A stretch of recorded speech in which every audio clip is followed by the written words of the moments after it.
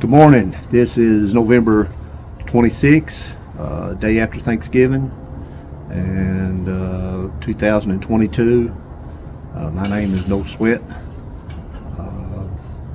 I raise racing pigeons, Sions. I have my own family of Sions now. I'm partners with a friend here in Richmond, Kentucky named John. John built this loft. This loft is his. This property that we're on is John's.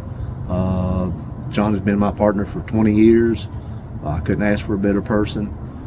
He helps me in every single thing we do and makes lots of decisions on what we do, and without John, none of this could be possible. I want to make sure that everybody that's tuned in on me knows that. I wish John was here right now. John's gone deer hunting. He hunts deer every time this year, and usually I shoot a video about this time this year. But I'll try to get John in one of these videos. I'm going to talk about things today that, one thing I'm going to talk about evolution of birds, and then not only the evolution of birds, but how birds became pigeons, where pigeons came from. They didn't just poof, drop out of the sky.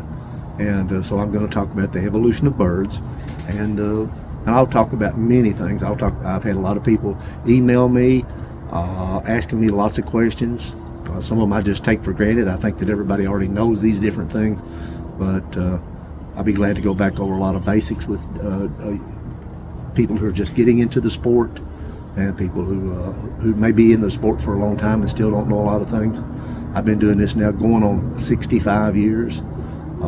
I had pigeons all the way back to 1957, 58 when I was a little boy. I lived in Irvine, Kentucky at that time in an apartment building at the end of the Irvine Bridge, and I kept the pigeons behind the apartment building and up underneath the apartment building.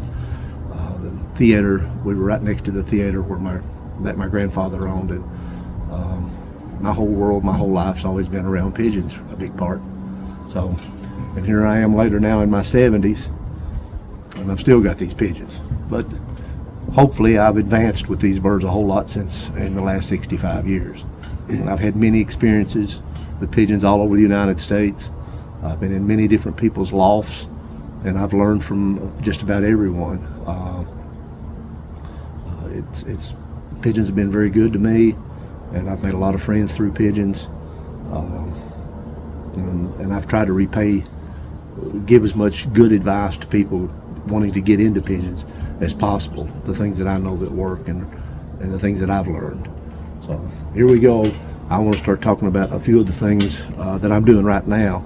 As you know, it's, like I said, November 26th, so anybody that wants to breed any early hatches should be having their birds together now at Thanksgiving, because by the time the birds mate, and by the time they start to lay eggs, and by the time that takes 10 or 12 days, and then you've got 18 days for the eggs to hatch, and by the time the bands are issued by the American Racing Pigeon Union or the International Federation, the two main organizations that issue bands, by the time you get those bands around Christmas or even a little bit later, if the timing is done right, you'll have babies in the nest at varying degrees from 3 or 4 days old, maybe all the way up to 10 days old, that you'll be able to get the bands on. If you've got older babies, one of the things that most fanciers do is put Vaseline on their legs. If you're having trouble to get the bands over top of the leg, put Vaseline around their legs, and you bend the one toe back. As you know, pigeons have 4 toes, 1 in the back and 3 in the front, and you bend them one back and you put the Vaseline on. You may have to work it a little bit, but you'll get the band down over the leg.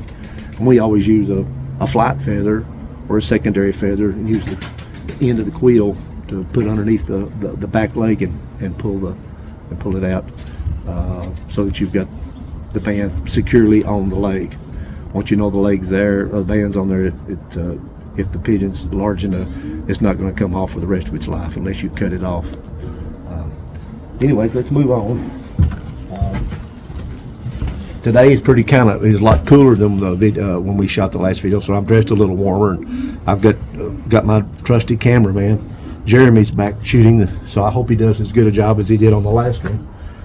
I'm putting some birds together right now. I've just put them together an hour ago, so they are not going to be tame and settle down and loving each other. These are birds that I put them together for certain reasons. I'll talk about it.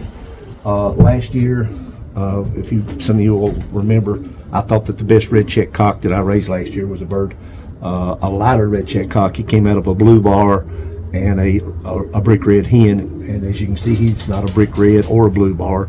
He's a red check, just a straight up red check, very typical of what Charles Heitzman raised. Charles Heitzman was my mentor. He lived in Jeffersontown, Kentucky, and was famous all over the world for his Sions. And I've tried to keep that tradition alive. I have nothing but Sions. I believe they're the greatest strain of racing pigeon that has ever existed. They dominated North America for over 40 years, longer than any other strain of pigeon that has ever been. Some people think they were slow. I don't know where they came up with that. I've had pigeons flying over 2,000 yards a minute for the last 5 years at different races. They're just as fast, if not faster, than any pigeon. They fly good at short distances, middle distances, long distances, across the desert, over the water, through the mountains. There's no other bird that really has been able to do that well geographically all over the place and for such a long time ever in the history of racing pigeons. Certainly not Jansen's or any other bird. And Jansen's are due a lot of credit. There's no two ways about it. I think one of the best families of birds that have come along in the last 20 years have been the Van Loons. They're similar to the Sions. I could talk a lot about different strains of pigeons, but I'm here today to talk about Sions. That's who I am. I consider the Lofts that we have here, that John and I have here, as the flagship for all the Sions now in the world. We raise the highest quality of Sions that are bred for their performances at long distance. That's first. 500-mile young birds. We've had birds come 600 miles. I've had young birds come back from 700 miles. Young birds, those are world record long distances for young birds. And we've had birds fly back from 1,000 miles that were yearlings. There's nobody in North America flying birds those long distances today. This is Jim. I named him Jim after my old friend Jim Esselhart, which was a showman. When Jim saw a picture of this bird, he said, that's one of the prettier birds you've raised in a while. He said, he's going to make him one of your pigeons that you show off a lot, because he's so attractive. And he is a gorgeous pigeon. And now he's older, he's a year older than when I had him last year. I showed him on the videos last year. One of the things that Jim does that Charles Heitzman had a lot of, and I don't have much of, is that Jim has this black flecking all in his tail, and that's black, not brown. If it was a beige or brown, it would be a female, but this is black. And if you'll notice the video from last year, you'll notice that Jim didn't have quite as much black in him as he does now. And that's the thing that people who raise these Sions, or even raise red checks, period, if they've got black in them, it will a lot of times continue to, I won't say multiply, but it will increase. And by the time Jim probably gets to be 7 years old, he's probably going to have a lot more black in him than he does now. Jim he has that classic Sion, what I call the Robert Sion head. The originators of the Sions, or the Sions themselves, was Paul Sion and Robert Sion, his son. Paul Sion died in 1946, just after World War II died. They were some of the most wealthy people in France, and were known all over the world for having the greatest racing pigeons. And this attracted my friend Charles Heitzman. And when he got enough money, he started trying to buy birds from the Sions. He made 7 importations. He made 4 from Paul Sion prior to World War II, and then after World War II, he bought birds from Robert Sion 3 times. So he had a total of 7 importations. I have all of that original correspondence, all of it written in French, and then it had to be translated. But one of the things that I'm doing with Jim, because I try to concentrate not only on the birds flying long distances, but I'm trying to. Jim's a grandson actually of hardcore, so he's down out of a silver cock and a blue check hen on one side, which raised a blue bar, which was his daddy, and a red hen that was bred consistently from darker reds. But what I'm trying to do is put this color that he is, which is a real classic Sion color. Most of the Sions were this color. I'm trying to put, and he's line bred to Old 51, a very famous Sion cock that went back over 30 times to the original Sion pair that Charles Heitzman had. And one of those birds being down out of Leroy. Leroy was a blue bar cock, and Lou Curtis in New York imported that bird, paid a lot of money for him, and he mated that blue bar cock to a red hen. And as you know, if you made a black gene male to a female, a red gene female, then it's color sex opposite law comes into play. And since he mated the blue cock to a red hen, he raised a red cock because it was the color of the hen. And Charles Heitzman bought that red cock, and that was the bird in his original Sion pair. It was 1033 and 1104. So what I'm trying to do here is cut to the chase on discussion. I have put them, like I said, this is a brand new mating. So that's the way a lot of times two birds that have never been around each other, they'll act like this. It's getting used to each other. And but I wanted to tone him down a little bit. He's just a little bit large to be what I want in a long distance racing pigeon. A lot of people love to breed out of a pigeon like that. I've been in a lot of really big lofts, beautiful lofts. People have lots of money, multimillionaires. And a lot of their breeders, after they get to be 3, 4, or 5 years old, they're his size, and they're famous pigeons. They'll be about his size, a lot of them. They'll gain. The Sions, my family of Sions, they're a certain size when they're young, they're a certain size when they're a yearling, they're a certain size when they're 2-year-olds, and they'll get about their full body when they're 3 and 4 years old. So you kind of just, if you could do like, it's a metamorphosis each year from 1 year till they finally reach their size, just like us humans, you know, finally reaching a certain size, and when we get older we start to shrink again like I'm doing. So what I wanted to do with here, I wanted to change up his eye. I didn't show you his eye, but I wanted to add this brown eye that Charles Heitzman and I both always loved to breed back into as breeders. I wanted to darken his color. So I wanted to mix the eyes and darken the color and bring him down in size.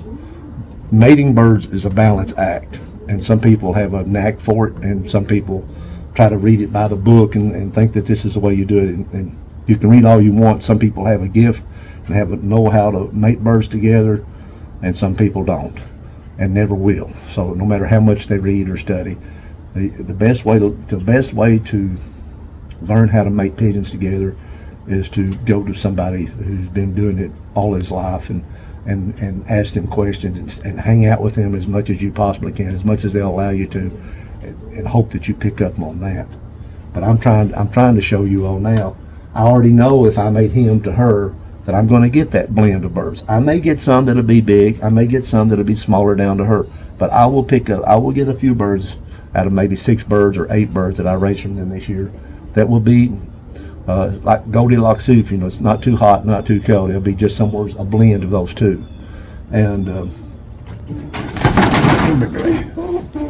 hush, hush, everything's all right. You're a movie star now.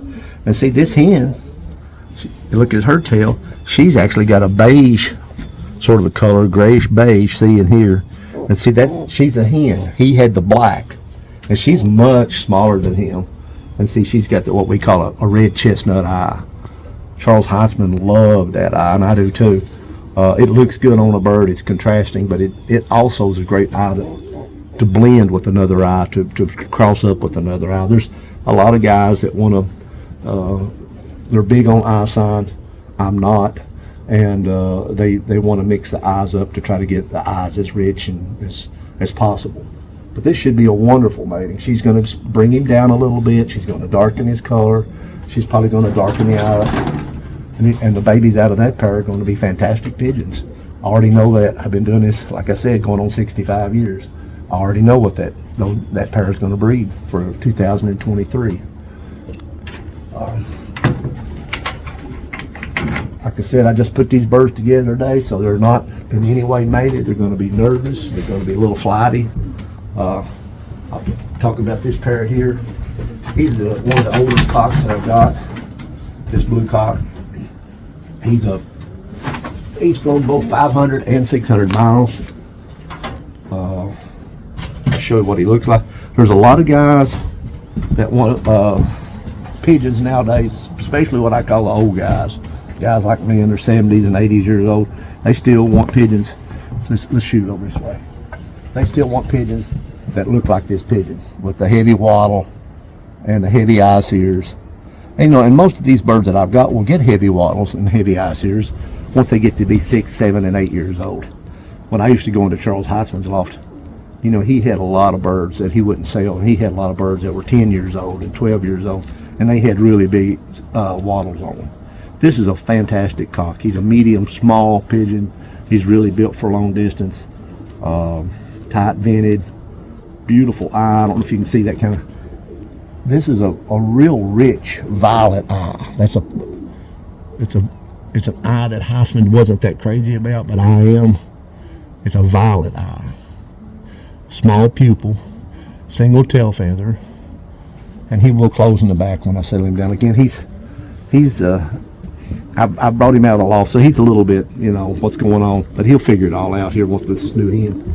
So what I tried to do, one of the things you do in a balancing act, when you get an older cock bird, a lot of times you want to put it with a younger hen, the old male and the young hen, or an old hen and a young male.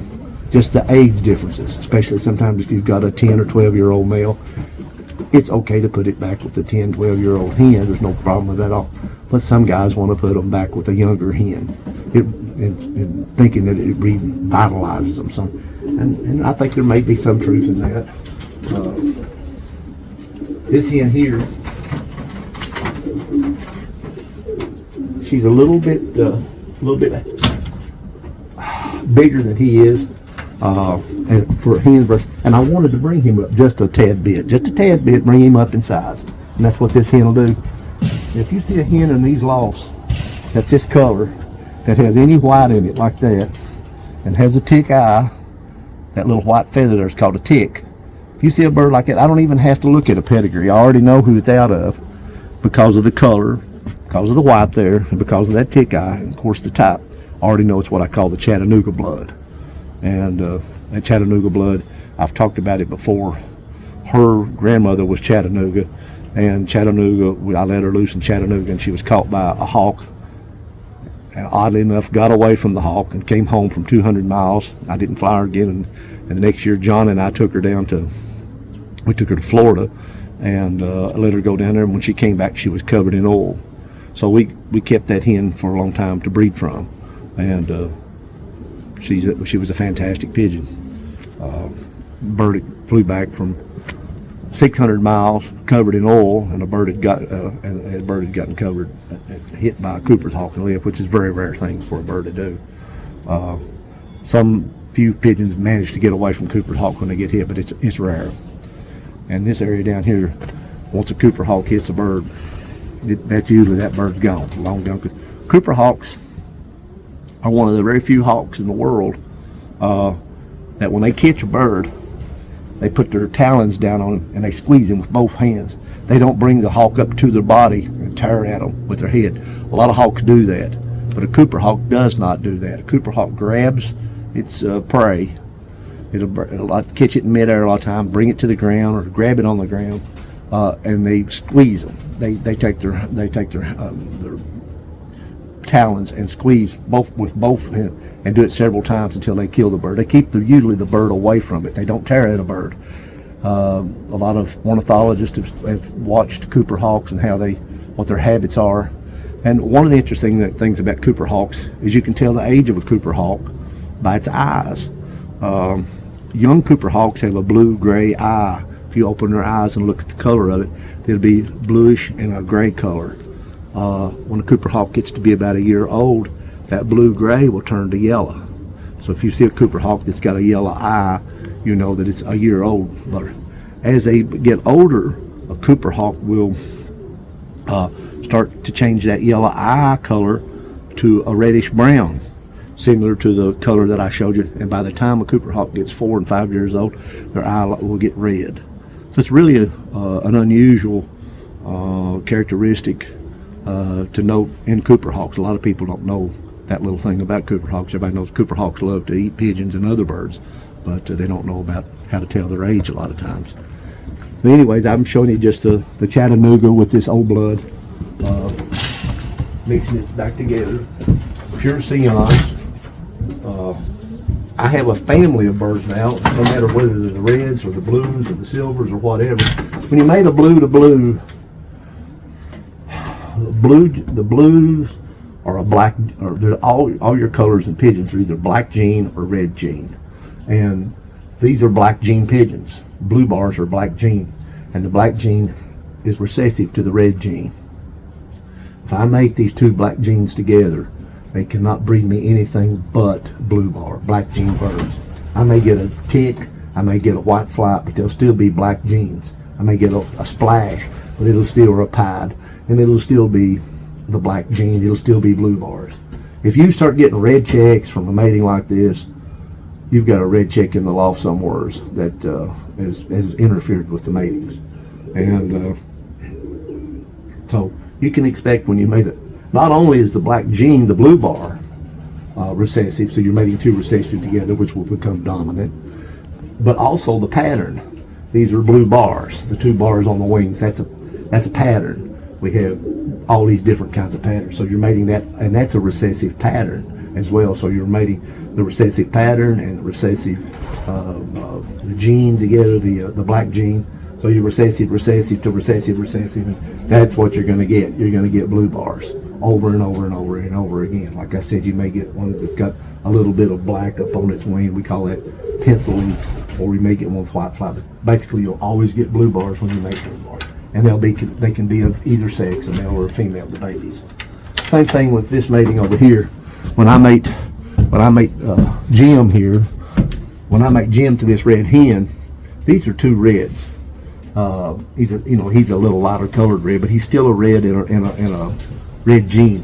But if I make two reds together, red checks are interesting because a pair of red checks, depending on their pedigree, their genealogy, their genetic makeup of them, they can raise just about anything. But they're probably going to raise two reds. But they can raise a black gene bird. They can raise a blue bar or a black check or a blue check. These two birds could raise any one of those three colors. And with this particular mating, probably will, since his daddy was a blue bar. That's in the background of him. And when you get a black gene female, a black gene bird out of two reds, always, it's 100% of the time a female. So when you make two red genes together and you get a black gene baby out of them, you know in the nest if it's a black or a blue check or a blue check or a black check, then it's a female every time. There's no and, if, nor, or buts about it. It's one of the fun things to learn about pigeons when you're studying colors. And I'll probably get a blue bar or a black check or something out of these birds. Let's go to one of my silver bars. People love them. They look solid white when they fly. And this is a pair of really classic old-time silvers. Put this door shut here. Like I said, these birds have just been put together. They're in no way mating. They're a little bit nervous. These two are kind of taken with each other, and really this pair is kind of taken with each other. You can kind of tell right on the go if they start to stand together, not fighting and going on like they're doing. Hey, they already kind of attracted to each other a little bit. But these two right here are just they're a little bit nervous. He is such a fantastic pigeon. He covers in the back. And she's such a classic old time, what I call, if you study the pictures of the old Sions, such as I have, I inherited a great deal of Charles Heitzman's largest pigeon library in the world. And I've been privileged to not only handle and see all the original Sions that Heitzman had, but I've actually handled some of the Sions that were imported by Robert Sion, and I got to handle those birds. And I've seen so many Sions that existed in the 1930s and 1940s, really good photographs of them, and I've sat for hours and days and years and months and everything else staring at those pictures of those Sions. And I can tell you right now, there was a lot of variation in those Sions. A lot of people say they know a Sion a mile away, but they don't. They know a certain kind of Sion that was bred with that Robert Sion, that wedge body and that wedge and that apple body and wedge face. They recognize. But these kind of Sions, no, that bird could be any number of strains. That look bird. That bird could be anything. I see a bird that looks like, but that is a classic old time Sion right there, that hen. They looked more like that, the ones that Robert Sion had great success with, and Paul Sion in particular, the father.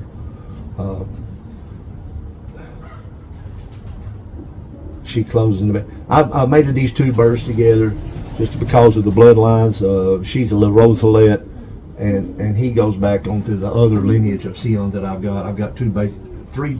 My Sions and the silvers all come back to three different original OCs. Oh, you calm down in there. You'd be all right. One of the things that people ask me is, how come your silvers don't have a lot of black on them? I don't breed for black. I don't mate, and very often do I mate my red gene pigeons back onto the black gene pigeons. When you do that, you'll start to produce that black ticking. But I made a lot of the silvers back to silvers, and I've actually bred a lot of that black back out of them. And I love these clean, what I call these clean silvers. They're beautiful, and I really don't want the black in them. This is a typical, again, this bird, if you know, just to give you an example, when you got a family going, see the face on this pigeon? See the face on Jim? They're the same face. See, this face is the same face that cock has in the background. He's just older, that's all. He's waddled up a little bit. That's one of the things you'll see when you start first thing you see when you look at a pigeon is its face. And when you start to see a family of pigeons, you'll start to know, daggone, all those pigeons have the same face. All those pigeons are about the same size. All those pigeons are the same quality. I want to talk about families. There are certain people out there that consider themselves great pigeon men, and other people admire them too, that put down families.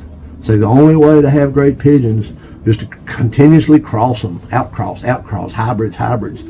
And I have to beg the difference. I think your greatest pigeons are guys who know how to breed a family. And one of the reasons if you don't see too many families of pigeons today is simply because it takes a long time to breed a family, and you have to be good at line breeding.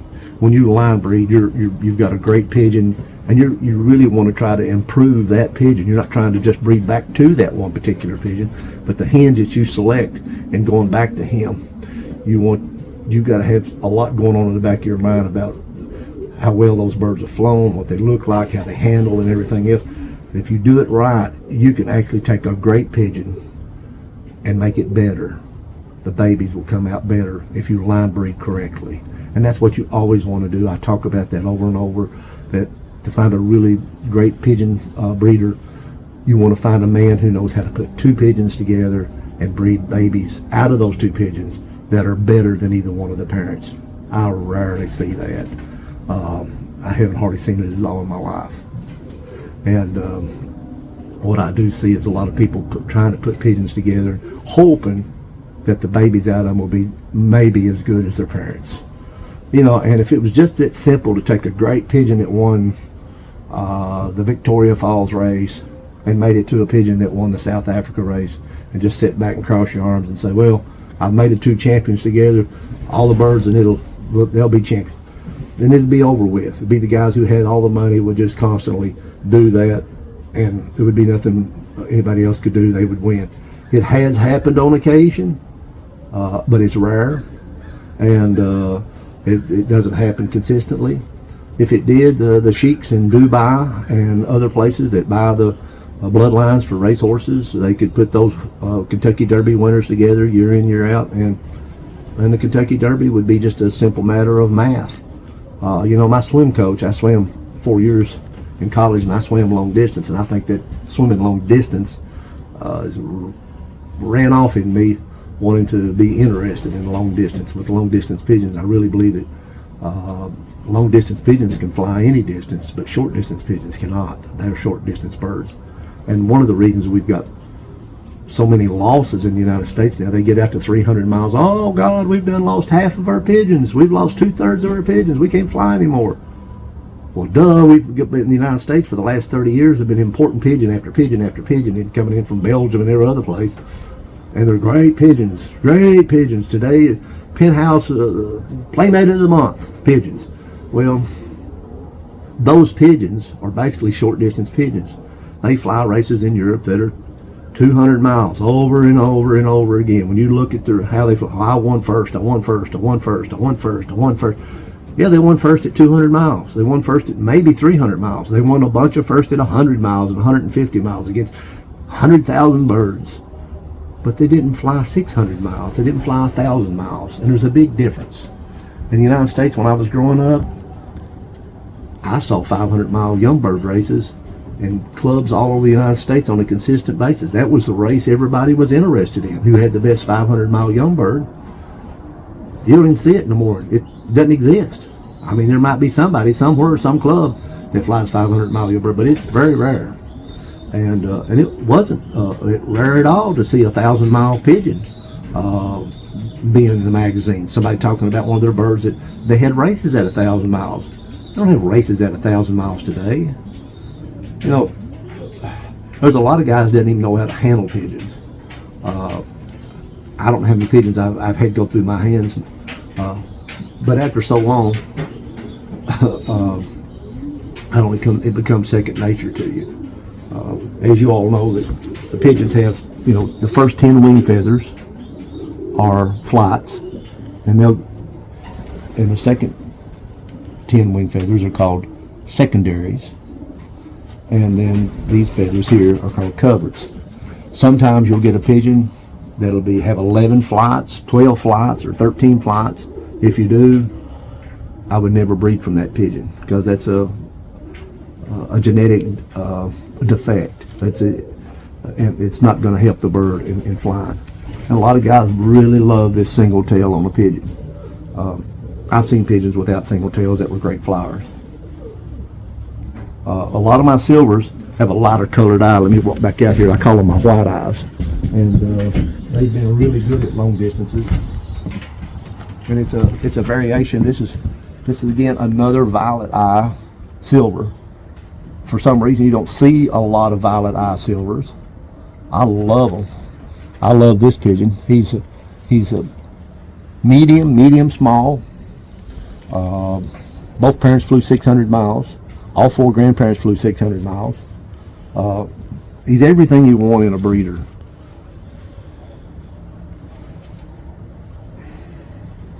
This is AU 2019 27977.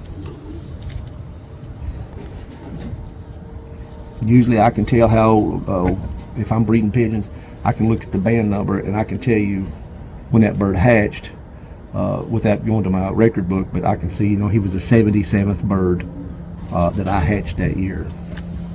He was actually the 277th bird, because usually the first 200 bands I work with are all KY banded. So when I go to my second group of bands, it'll be ARPU, and so he's 77 on the end of that.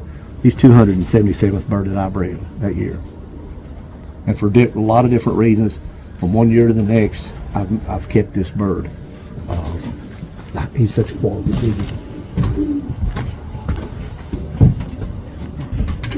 This is a classic pair of pure Sions. And there's people in the United States that have Sions. I've got a friend in St. Louis that's got them. I've got a friend down close to Miami's got them. An old man up in Ohio's got them. There's different places, but I don't see anybody that's got Sions that are flying them 500 miles as young birds today. I don't see anybody that's got Sions that are racing them in the Victoria Falls or the Hoosier race and races of that nature and are winning with them. I don't see that. So I can't help but believe these are the finest Sions today in existence, and maybe the finest Sions that have ever lived.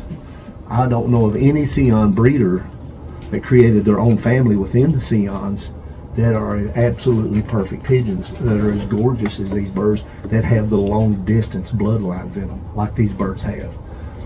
Robert Sion didn't do that, and Paul Sion didn't do that. He had a huge variation of pigeons, a lot of them really ugly. Chickens to sparrows, and birds, not all of them were long distance by any means. He had great pigeons, there's no two ways about it, but not on a consistent basis like this family of birds are. I want to talk about this pair that I put together. It's, as you know, I make silvers to silvers and reds to reds and blues to blues. But on occasion, I'll change the colors up a little bit. I'll make a red to a blue and that and that. And that's what I've done here. Let me shut this door back again. I'll just put these birds together. I put a young blue cock, and he's a late hatch. I love him. I put a young blue cock to a silver hen. Let me show you something. Really high shot. Come here, big boy. You'll be all right. Come here, Hop. Darn it. And I'll talk about this again. Trying to help. Spare me if some of you older fanciers are listening to me. You're like, oh, he's not going to talk about that. I am going to talk about it again, but it's for the beginners primarily. Here's a blue bar cock, an example, and here's a silver bar hen. Anytime I made a black gene male, like this blue bar cock is, back to a silver hen, which is a red gene, all the birds that this pair raise, they'll only raise blue bars and silver bars. That's all this pair will raise.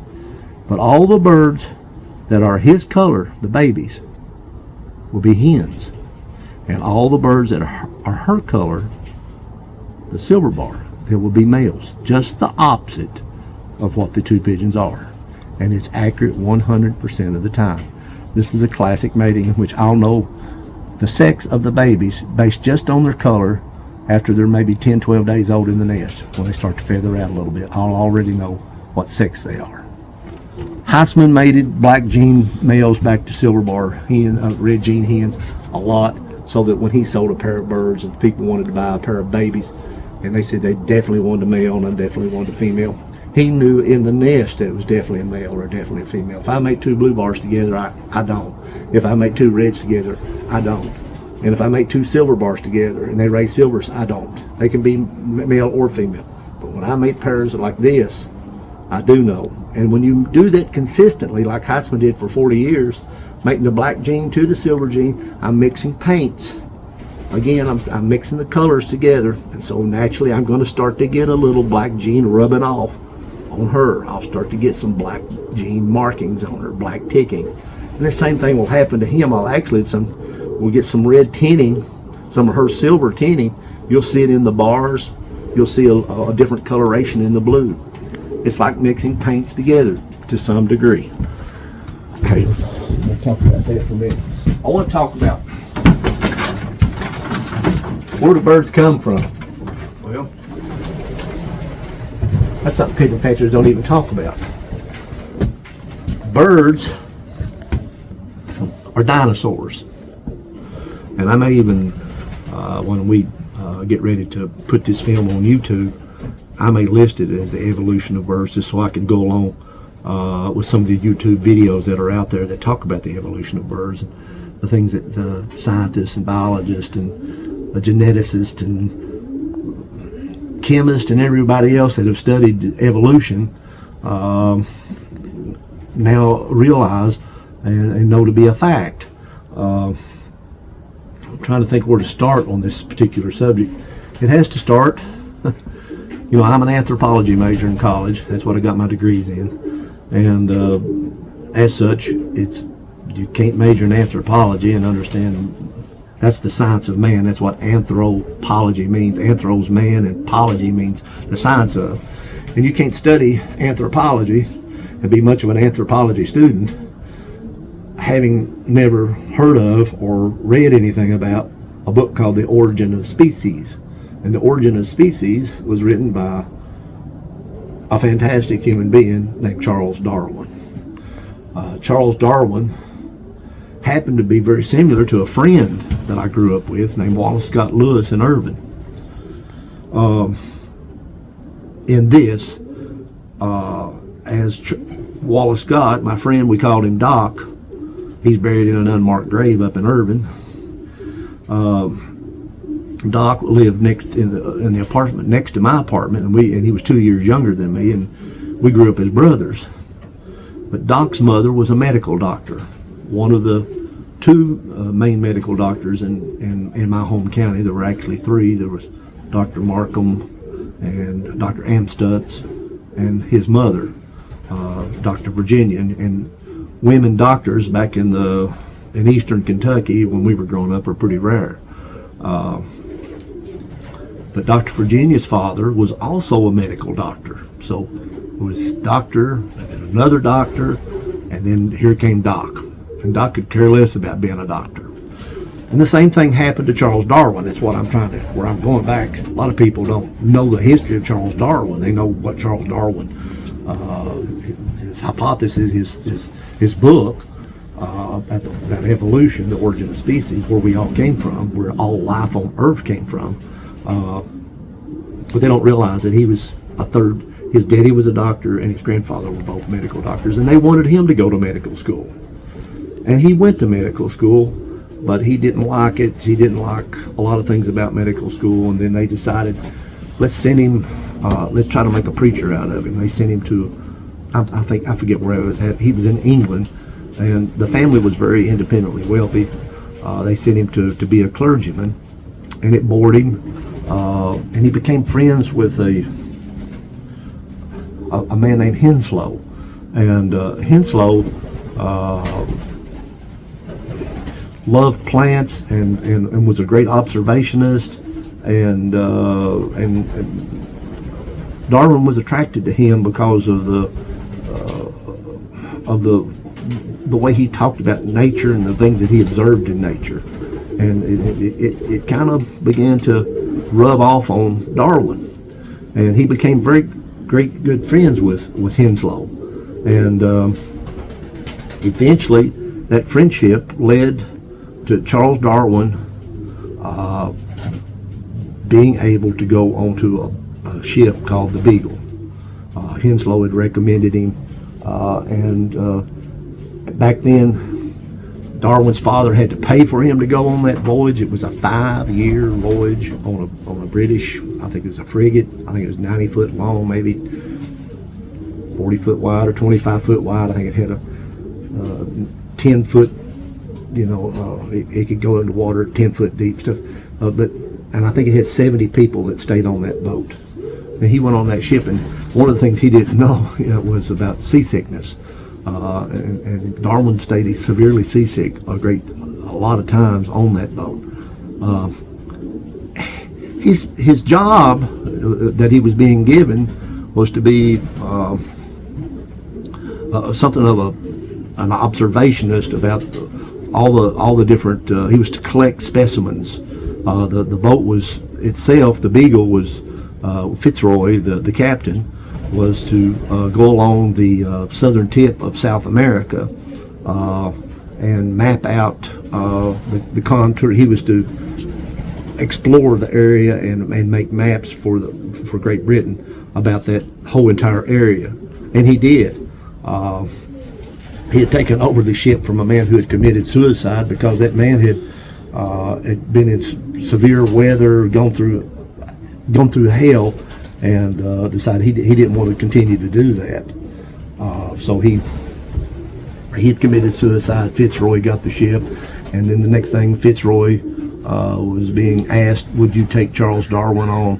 And he interviewed him, and they talked with each other for a long time about how they would share their bunk and what he expected out of Darwin. And Darwin went on the Beagle. Darwin began to take, and one of the things that Fitzroy gave him was a book on geology, and Charles Heitzman was a great geologist among everything else. So Charles Heitzman, as they went around through South America, he explored. He had already had a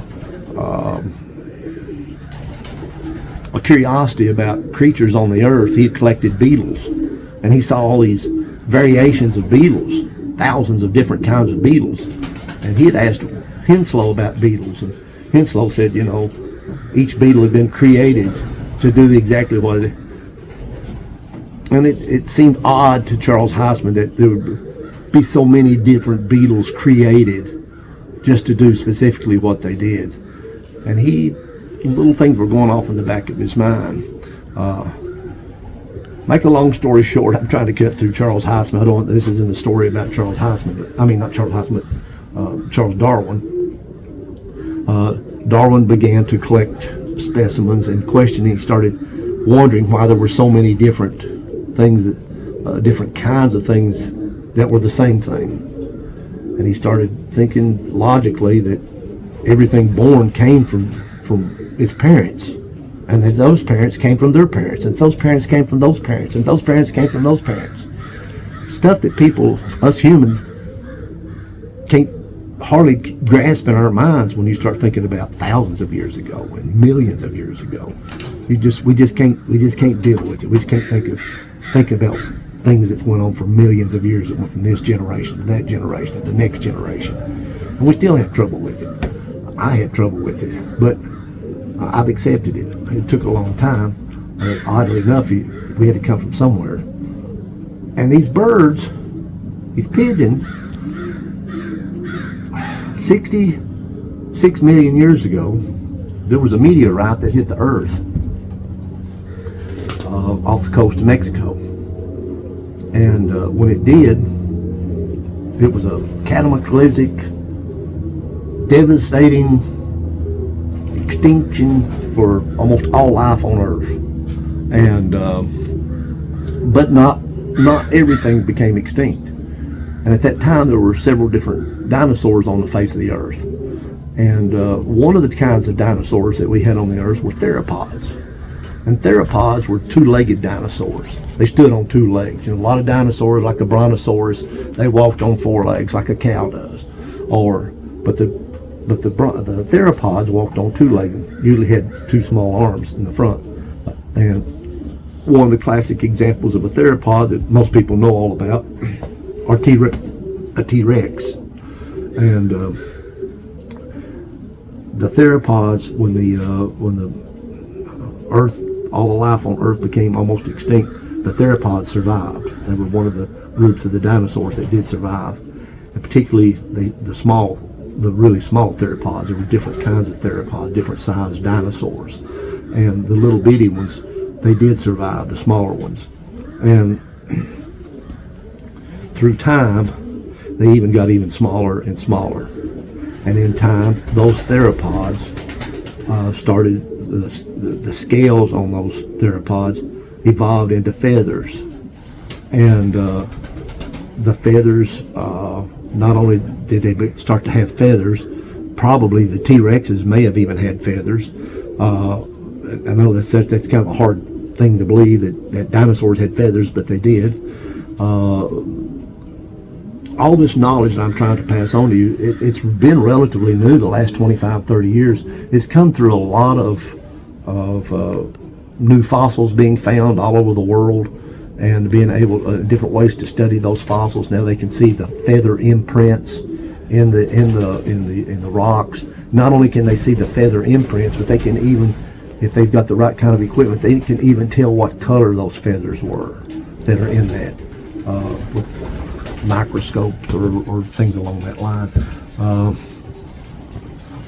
Anyways, you had these small theropods, and little by little, those theropods became smaller. They had teeth, and they slowly started to change into what we call birds today, for different reasons. The theropods developed wings, and they developed feathers. We see that in the fossil today. There's no denying that. You'll see it if you study fossils, paleontology. But how did they learn to fly? Birds had feathers before they could fly, and birds had wings before they could fly. So there's like 3 or 4 different main theories about how these theropods, these little dinosaurs, learned how to fly. And one of them is that they just ran along the ground and started jumping up.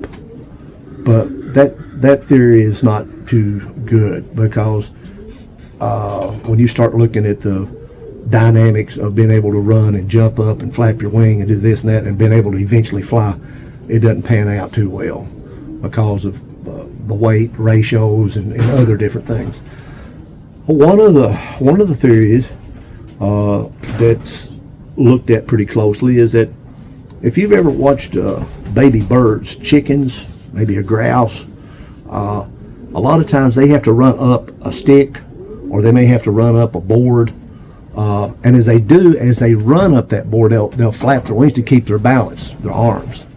And these young theropods that I'm talking about, these dinosaurs, started doing that enough that they started actually using those wings to get up. And as they started continuously using those arms, then that is slowly helped with the learning how to fly. That's another theory, and that theory is not 100% accurate or accepted. I'll say the best theory that where the theropods did learn how to fly, dinosaurs that became birds, is that these theropods did learn to get up trees, climb up a tree. If you look at the feet on dinosaurs, they have 3 toes out front, 1 toe in the back. One of the things that the theropods have that so many things, but one of the big things is that they have a clavicle,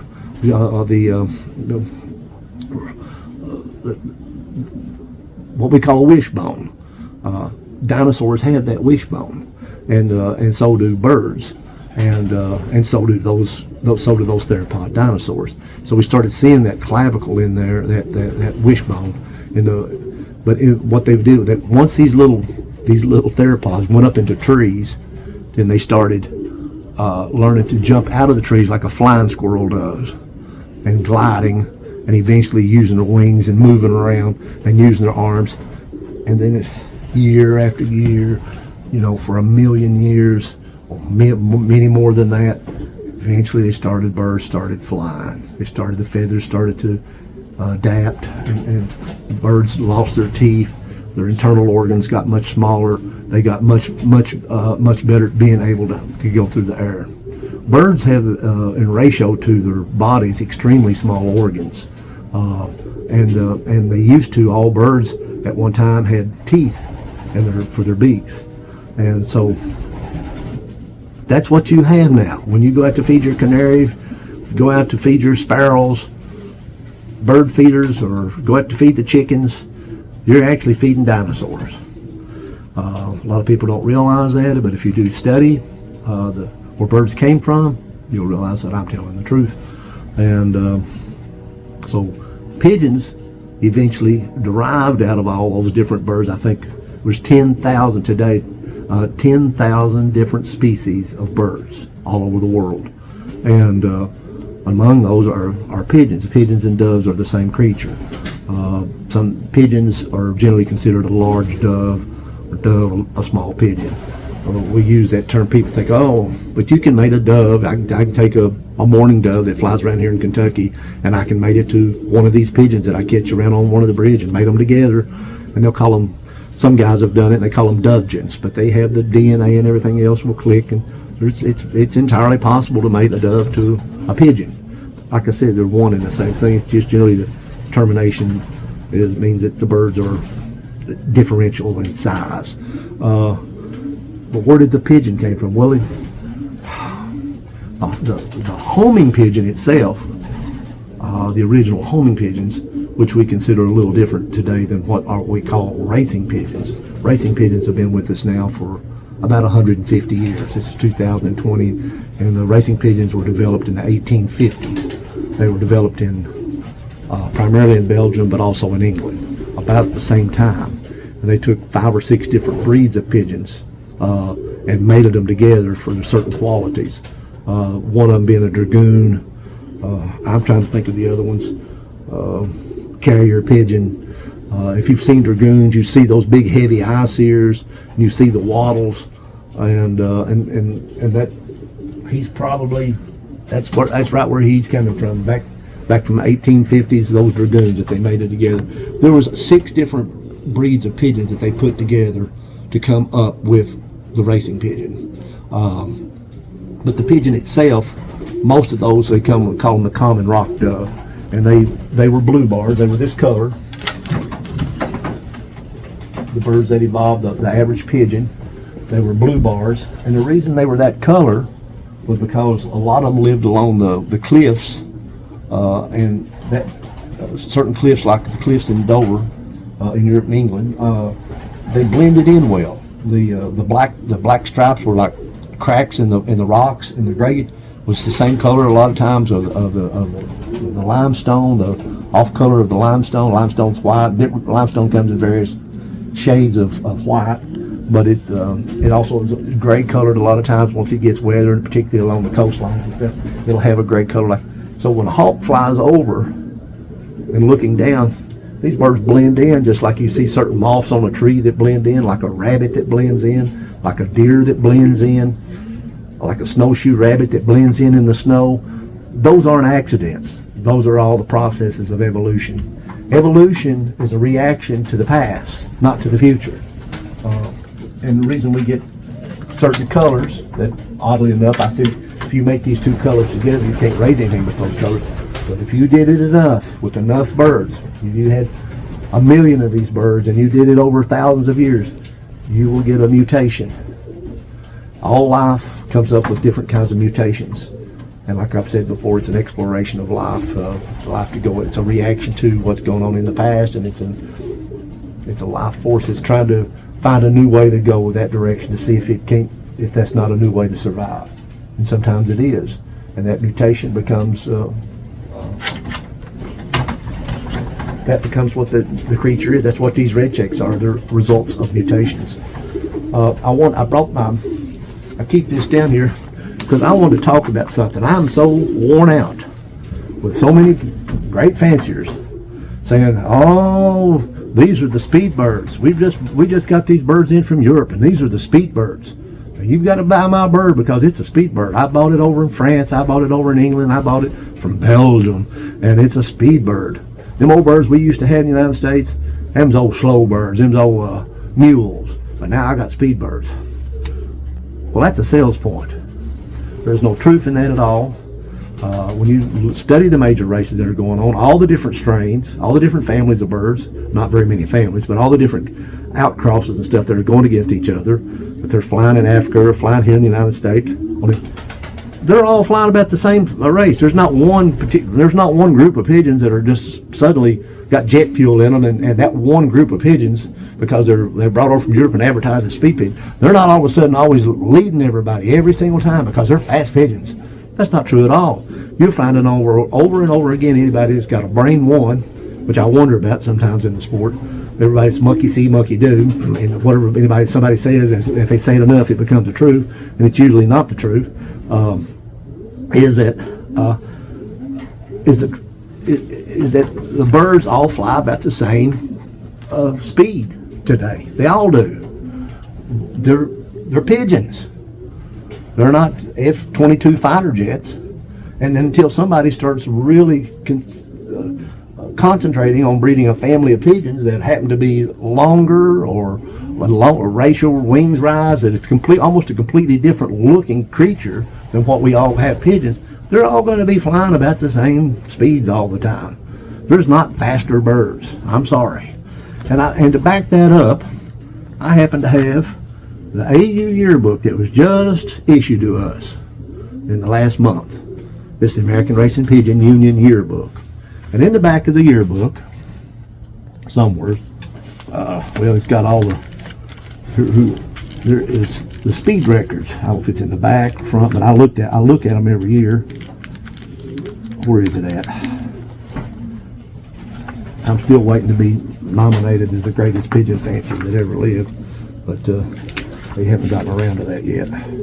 Somebody will have to put a bug in their ear. Anyways, without boring you all too much, believe me, if you go in the back of this book somewhere, it shows the speed records that have been set by all the racing pigeons in the United States' history. The ordained, established, real, bona fide, actual flying records of the pigeons. Where is it? I should have marked it.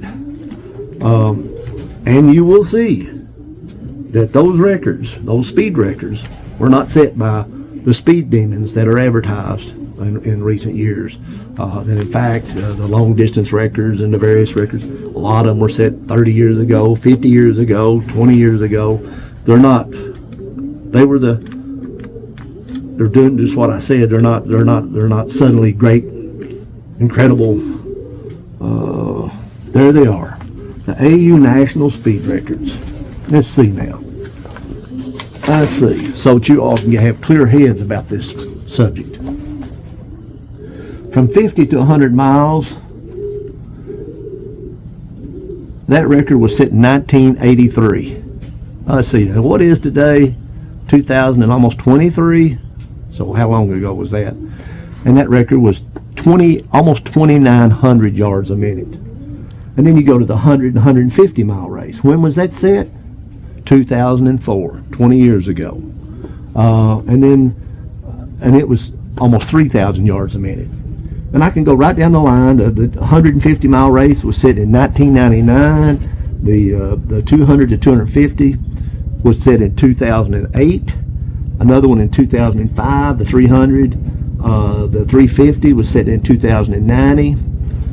Let's just go on down here. The 500 mile, the fastest 500 mile race ever flown in the United States, was done in 1997. Let's see now.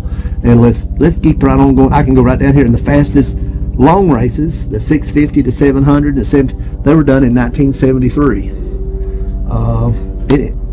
I'm hoping I'm making a point. Here's one. The fastest 1,200 mile race was done in 1951. There's another one, 1979. The fastest 1,200 mile race, 1963. I'm not going to sit here and bore you all, but I'm just trying to clearly show to you that this stuff about speeds is a bunch of hooey. There's where there right there is the fastest speeds in the birds that flew them. Not suddenly we've got these speed birds that came in. And as far as Sions go, they're as fast as any pigeon that ever lived. So I hope I made that point.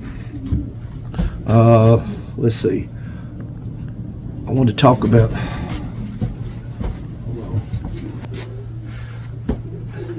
one of the things that everybody's interested in is, how do you know if you've got a good pigeon? And I tell everybody the same thing. You can't tell it by looking at that bird. I can't tell that these are good looking pigeons. They look like they fly. They got the look. And they have the bloodlines. But I don't know if these are good pigeons. Nobody does. I bring the greatest experts on the face of the earth come in here, and they can't honestly tell me. They can look at the eye and say stuff about the eye, but that's a bunch of hooey. There has not been any scientific proof, period, about eye sign being able to bring a bird home any better than another bird. I'll grant it that a lot of the birds that are great flyers do have good eyes, have certain kinds of eyes, a lot of interesting eyes, I'll say, complicated eyes. But I've yet to meet a fancier, any fancier that I could put just these 8 birds. And I'll say, look, I'm going to take these 8 birds, I'm going to take them 300 miles from here, and I'm going to let them go. And I want you to tell me which one's first bird's going to come home, looking at their eyes. Please do that. And if you do, I may start to believe something. That don't happen. That never happens. What does happen is that when the birds do get back off of a race and somebody picks up one of the birds and they look at it and they say, oh, no wonder it did so good. Look at that eye. That's not proving anything. Pigeons come back, the best birds in the world are the birds that have the best homing instincts, period. And I can't tell if these birds have any homing instincts. These birds may not have more homing instinct than I do. They do have great homing instincts. My birds do. It's probably the best in the United States. But come here, Jim. But a bird finds its way home through a combination of different things. One of them that has been proven is the magnetic fields in the earth, and also proven by Cornell University is that not all birds respond to certain magnetic fields the same. One group of birds may respond to that particular raised up that respond to that particular magnetic field differently than the others, and it's one of the reasons that I don't like going loft races, because of that very fact. Another is birds have been shown to be able to, it helps them, it aids them in smells. The city of Richmond, Kentucky has a certain smell that comes off of it, and birds can actually know that smell once it rises into the air. And if that smell is going 10 miles an hour to the southwest, the birds might be able to pick up on that and use it just a slight bit in some way that birds know things that we don't, and be able to work off of that as well. They certainly know landmarks when they're flying back. They memorize landmarks. They see ultraviolet light that we don't. They see different colors that we don't, and they can see. They follow different lights that come down through the sky. They memorize those lights, but it's the magnetic fields, and I really believe that the birds that have the best homing instincts are the best birds, because if you've got a bird that's got a really keen homing instinct, then he's going to try to come home following that instinct. And he can have an open back, he can have an open vent, it can have loose feathers, it can have one eyeball that's one color and an eyeball another. But if it's got that homing instinct, it'll add to having what they call having heart, and it'll be a bird that'll try to come home. And that's one of the reasons the Sions are so good, because they've always had great homing instincts that have really done well in such a varied area all over the world.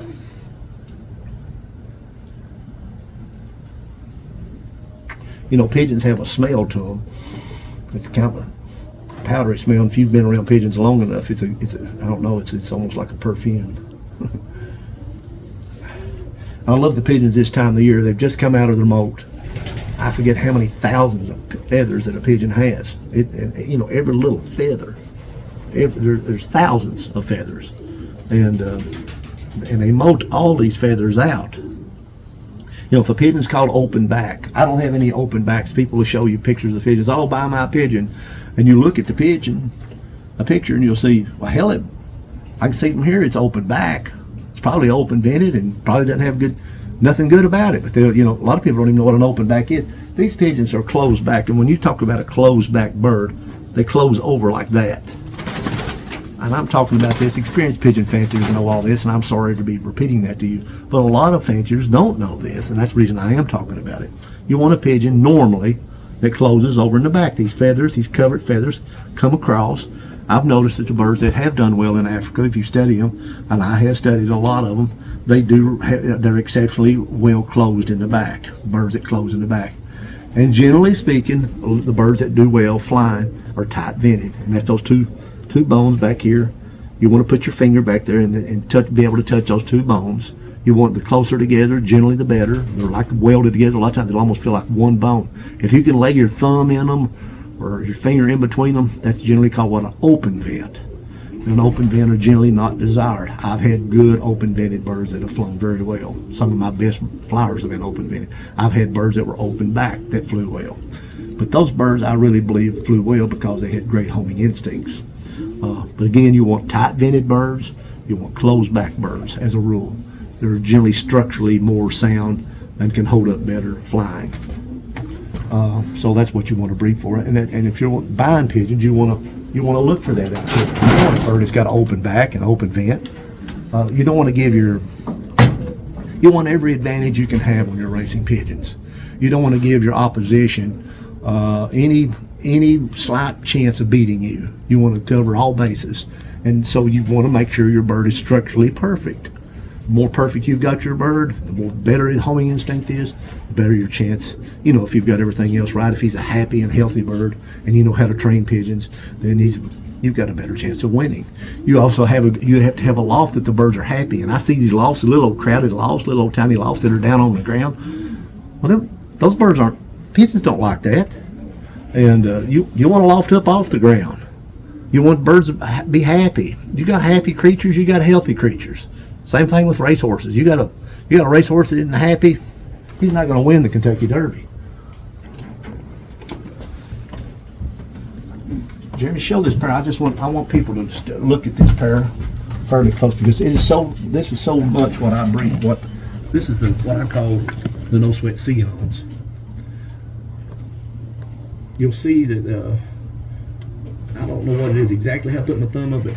A family of pigeons is or the way you develop a family is that every bird, its parents were bred by you, its grandparents were bred by you, its great grandparents, every single bird in that was bred by you, and its great great grandparents every single bird in it were bred by you.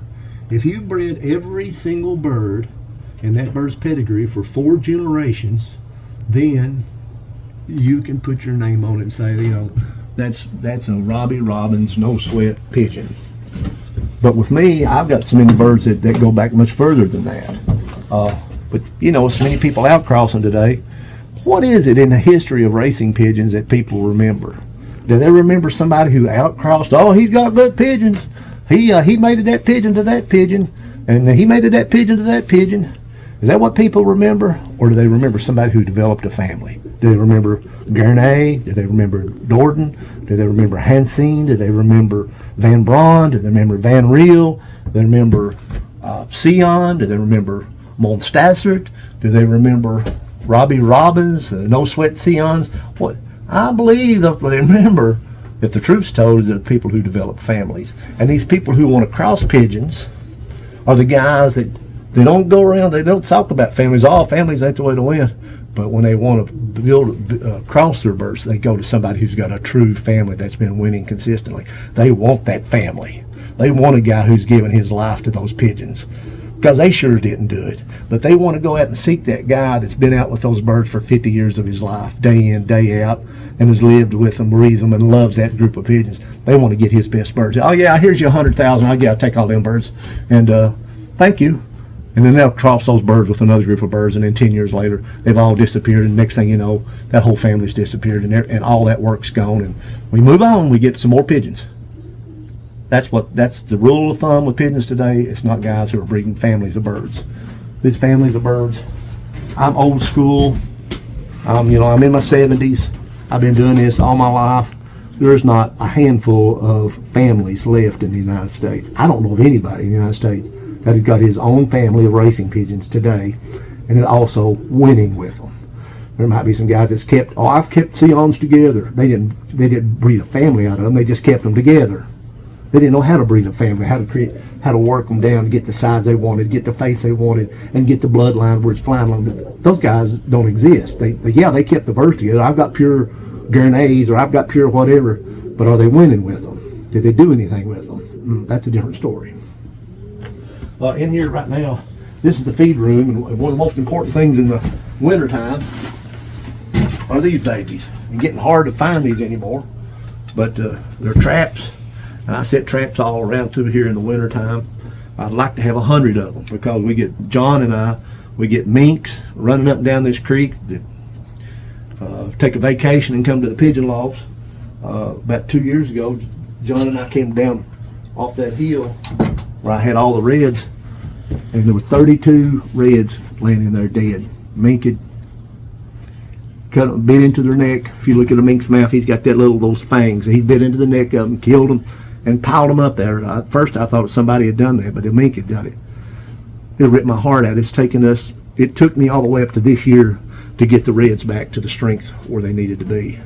And I do have 40 reds now, and I'm going to take you all on a little tour and show you those reds. But the reds weren't easy to come up with. I mean, it took some pretty selective breeding. Those reds, one gentleman had on the internet that our reds all came from him. Well, that's not true. The reds that we have, John did get a few reds from a man that had pure Heitzman Sions. He got them through that guy, and he did get, I think, 4 reds. And we did work with them, and I did use a couple of them that bred into this group of reds that we got. That much is true. But the reds that I have came from Gary Stone, a lot of them, and I bought those reds from Charles Heitzman directly, and I selected the very finest reds that he had.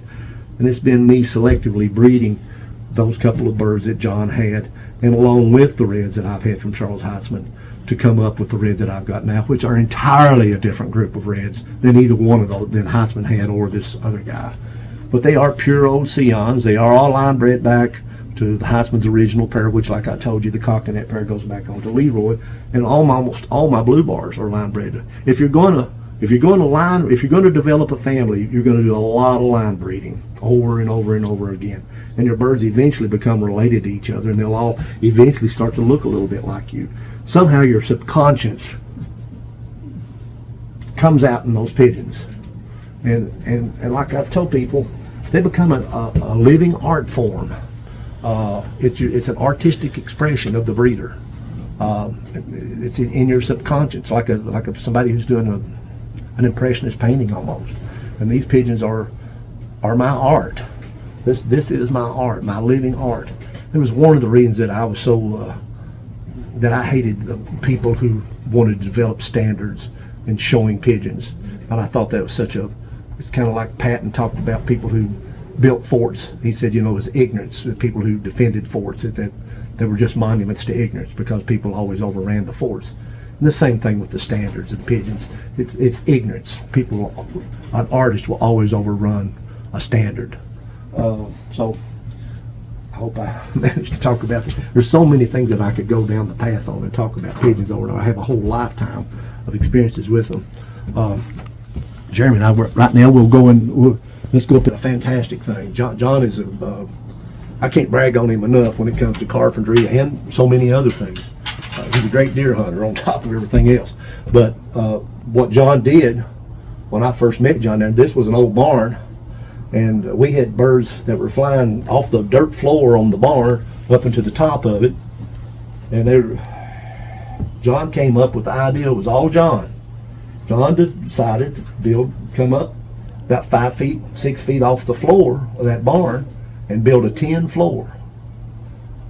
And when he did that, I wanted to kiss him, because that was one of the greatest things I've ever seen done in a barn in a pigeon loft. We turned this into, you can see we got crates up here, aluminum crates. I inherited all of Charles Heitzman's crates. I must have 40 crates. These are just some of the crates, some of the ones that are really nice. The older ones I've got in my house. I don't want them to get tore up or aged or anything. I've really kept them because to me they're beautiful. They're handmade crates that Charles Heitzman had. And I've got a lot of the old wicker baskets. I've probably got 20 of those Belgian wicker baskets, those 40 bird baskets, and everyone my age back in the 1950s and 1960s, we didn't even think anything about them. They just took them for granted. But today they've become almost rare. You can see some of them up here, Jeremy. There's 3 of them. That's the old Belgian wicker baskets that all the clubs had for years. People put 40 birds in them. There were 40 bird baskets. They were made in Belgium. And all the clubs, that's all they ever handled birds in for years. And then for a little while, people started using these. And then today, everything's a lot of aluminum crates and stuff. Like I said, I've got a wide variation of wooden-made crates and every other thing back at the house. I've got Heitzman's original crate that he had, I think 1910 or something, 1913. I still got that crate, and of course I don't want to use it. It's an antique, it's a treasure. But what John did, he built these steps up that goes up to this floor, and we keep that lock there on that door because I've had more than one time a raccoon or something get in here, and the reason we do that, when that raccoon tries to get in through here, he can't get in because that door's shut. I've seen raccoon poop right here on the steps where they've been trying to get in and everything else, and we've caught many a raccoon in here. We've had snakes in here. I've had minks in here, chipmunks, mice, all the good critters at one time or another. Come on, Jeremy, we'll walk up here and show you some of the silvers. Right now, this year, I'm just going to take you to 3 rooms in the lofts, 3 different lofts. We've got more lofts than that, but I'm going to take you to 3 lofts. In this loft, I've got 30 silvers. In the other loft, I've got 40 reds. And in the other loft, I've got 70 blue bars. And that's exactly how many pigeons we've got that John and I've got now. We've got 70 blue bars, 40 reds, and 30. So we've got, you can see half of the pigeons we have are blue bars. And then the other 2 halves, the reds and silvers, are pretty fairly closely equally divided, about half and half silvers and reds.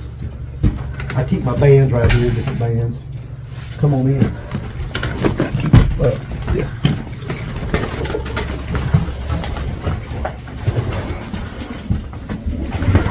These are all silvers.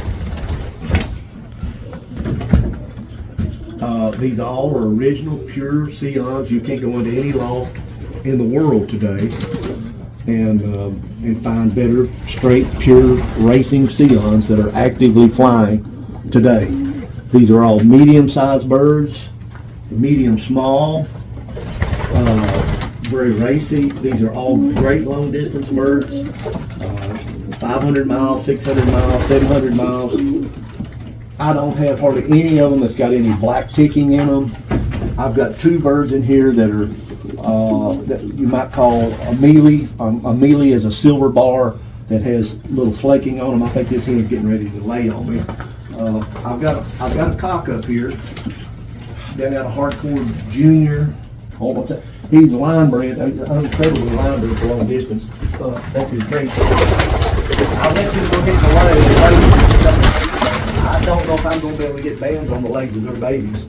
But today's November 26th. You know, it's going to be really pushing it to be able to get bands on their legs of that bird. Well, I was talking about the mealies. Let me have that just for a second, shot. Easy.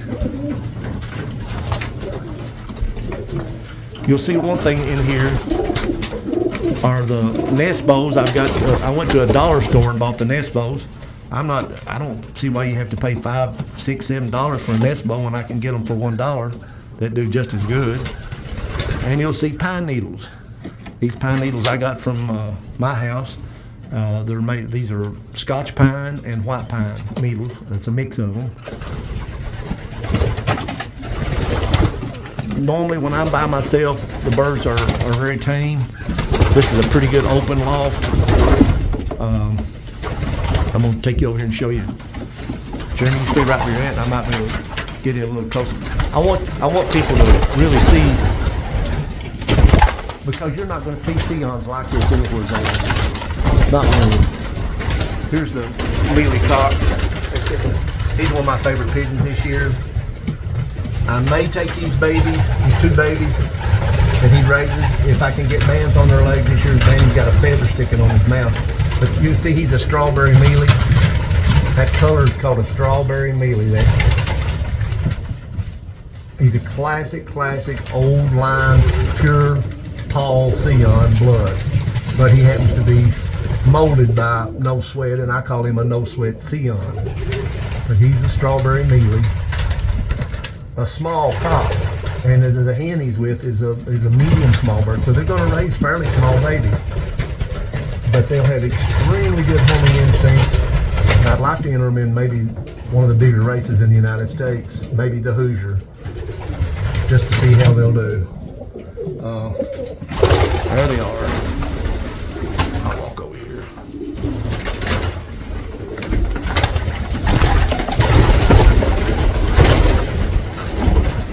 That bird right there that I've got the camera on right now, he's type-wise, and the hen too with him. That's exactly what I breed for, you know, for looks, particularly that hen.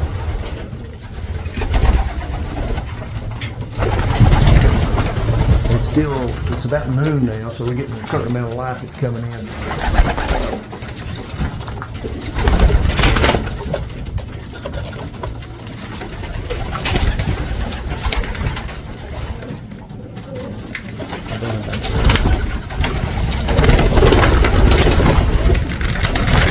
You know, it's funny, in the wintertime, in the summertime, when I feed the birds, I feed them a certain mix. I get it from Versailles, Kentucky. There's a bird that's a son of, he's a grandson of Fanny. I love that particular line of birds. I'm hoping to raise some of those birds. A single tail, they're tremendous bodies. Hold this minute, Jeremy, and I'll catch you. I want to talk about it. They're real clean white. And they remind me so much of the really old time Paul Sions, which don't have that Roman face, I'll call it. They have more of a round face. The old time Sions that Paul bred, that had so much success with, they were much more this kind of bird. He's much more of a pure, genuine old Sion, not some show bird that people are going to say, oh, that's a Sion, look at how pretty it is. This is a gorgeous bird, but this is much more of a pure old Sion than those show birds that you see. More going back on to Paul, not to Robert. Robert did have a lot of those wedge-faced birds. Candle's like an absolute green. You see, he's not molted completely through. He's almost on his 10th flight. They go through the molt. He's coming up. He'll almost through. And keep the camera on me for a minute. I'm just going to walk over here. You stand right there with me. I have to keep the birds over. There you go, Hot. You stay over there. I'm trying to block them off so I can get them in the camera. You stay right here if you can. Right there, so they won't fly. Try to fly. I want.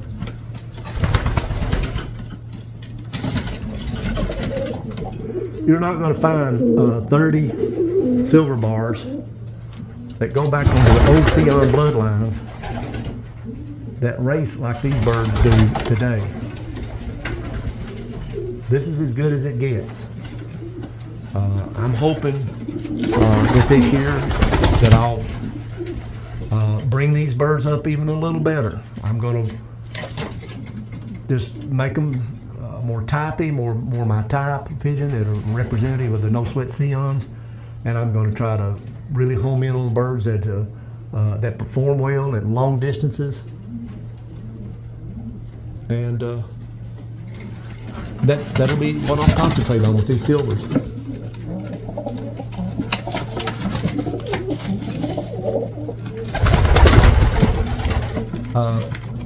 A lot of these birds go back onto a silver. It was called La Rosalette that Paul Sion bred. And La Rosalette, you can find that bird if you study Sions very much. La Rosalette was a strawberry mealy, colored like the cockbird that I showed you. And La Rosalette won 34 first places for Paul Sion. And many times when he asked what was the greatest pigeon he ever had, he would mention La Rosalette. It was a beautiful. They look very much like these birds that I have right here. These birds are very reflective of the old line Paul Sions.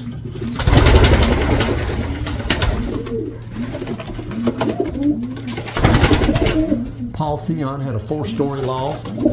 He was very wealthy. His loft on the first floor had we parked his car, and the second floor was his feeding room, and the third floor was where he flew, I think, his young birds. And on the 4th floor, he flew his young birds. Here's 2 cocks that I absolutely love. You can see how close they are, and yet they're not nest makers. That's just showing it how close the family of birds are.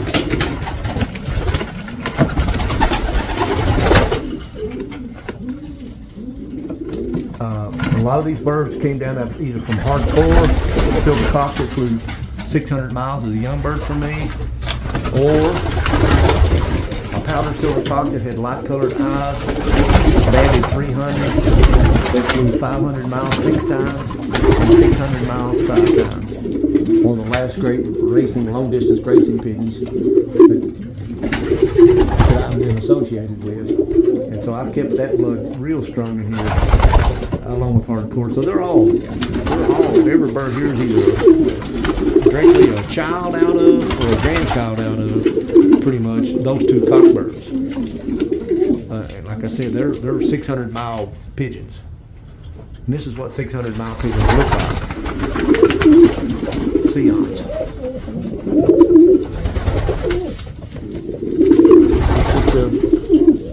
I'm not pushing these birds for breeding this year. I take the early hatches, but John and I are not going to turn on the lights as we've done in years past.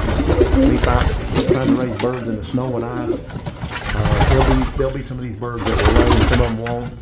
Light is what triggers breeding in pigeons, not temperature. Light's what triggers the mating in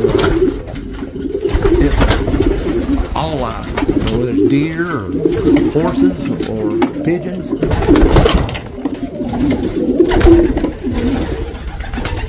And light also controls motion. It has an effect on them. The more light birds have, the better the motion. The quicker the motion. The slower the light, the lower the light or no light, the less you'll have a motion. Oh, hush. You're a movie star today. I'm trying to take my time so that you all can read. So many people that shoot videos do such a poor job. They move around too quickly. Little birds. There's one of my favorite Sions right there. He is so classic. That's a classic classic seal. That pair, classic hen. No sweat hen.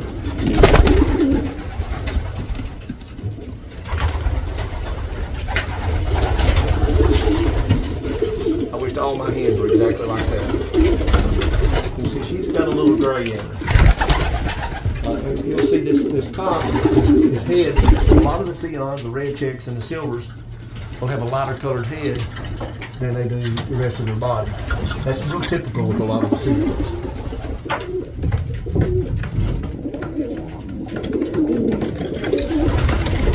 There's two up here that disagree on the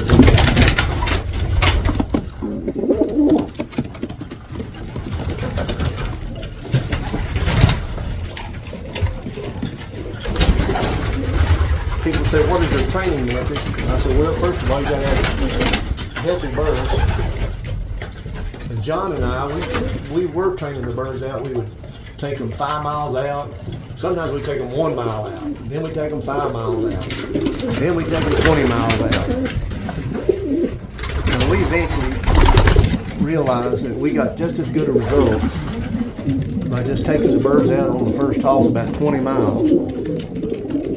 And then maybe the second toss 50 miles or 100 miles. And we've done that several times, and we get just about as good. You're going to lose about as many birds and make less trips.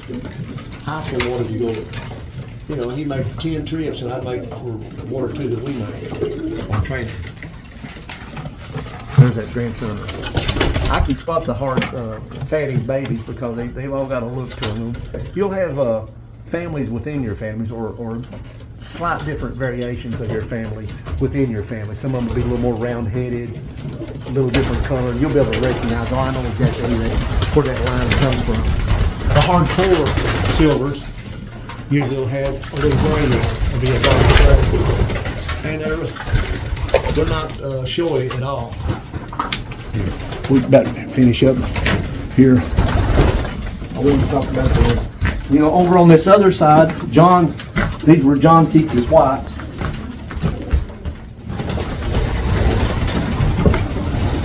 He loves the whites. We haven't been letting them out lately because the hawks eat them up. We were training all these whites up to 200 miles. And they're Sions. A lot of them got Sion blood running all through them. John loves them, and I do too. A lot of folks walk flying. Of course, when we've got them out flying, the hawks come to them just like bees to honey or something.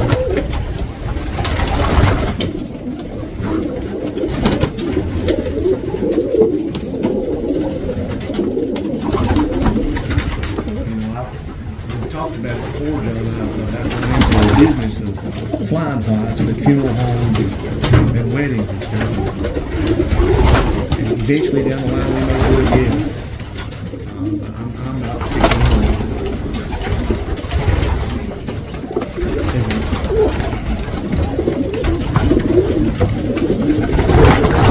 Very fine group of whites. John loves these birds more than I do. I do admire them. But it's a great group of racing whites that actually fly. They're not just whites, just like so many, like almost everybody in the state has. You're not going to see whites of this quality like this that are actually flying.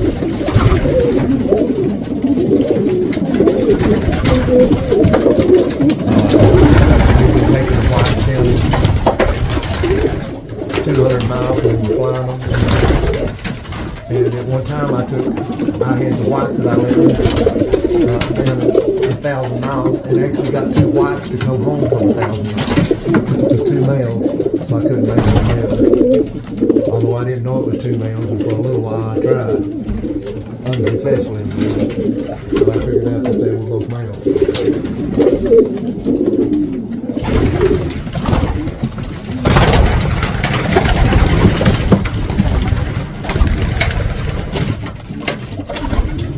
We're still in the barn. We call it Loft. I call it the bunker. It's like a German bunker out there. We're 6 foot off the ground in here. We get good ventilation underneath the loft.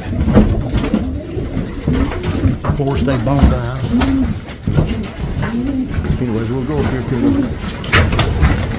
I hope you enjoy looking at the silver.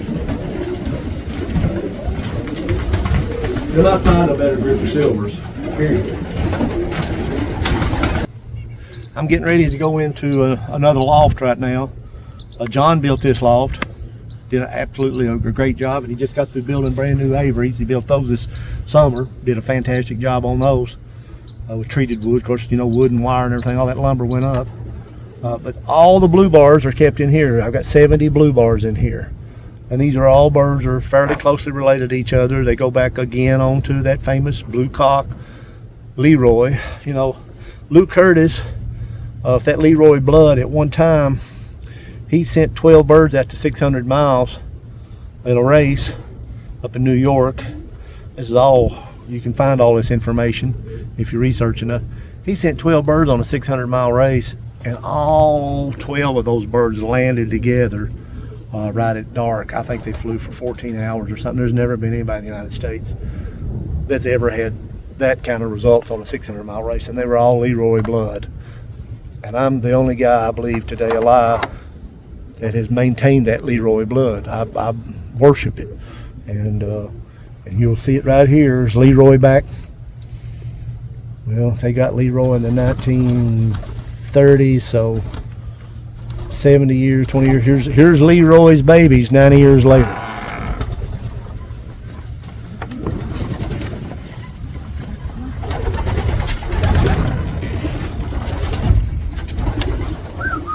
One of the things, I whistle to the birds up on the hill usually. I can tell from my whistle if everything's going okay in the loft, if nothing's been bothering them.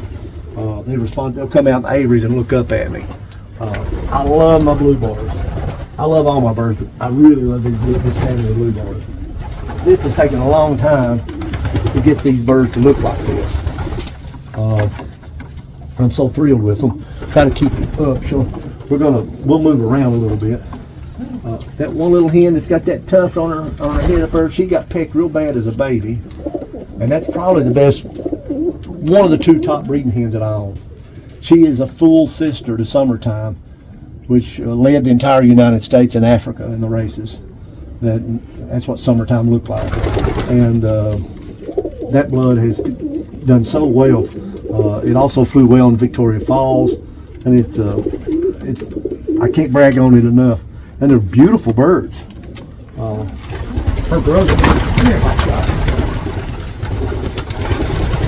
brother was a fantastic pigeon. I've got him in here, breeding pigeon. But this is Summertime's sister. And I'm glad she's actually got the little place on her head that sticks out, because I always know her the moment I come in the loft.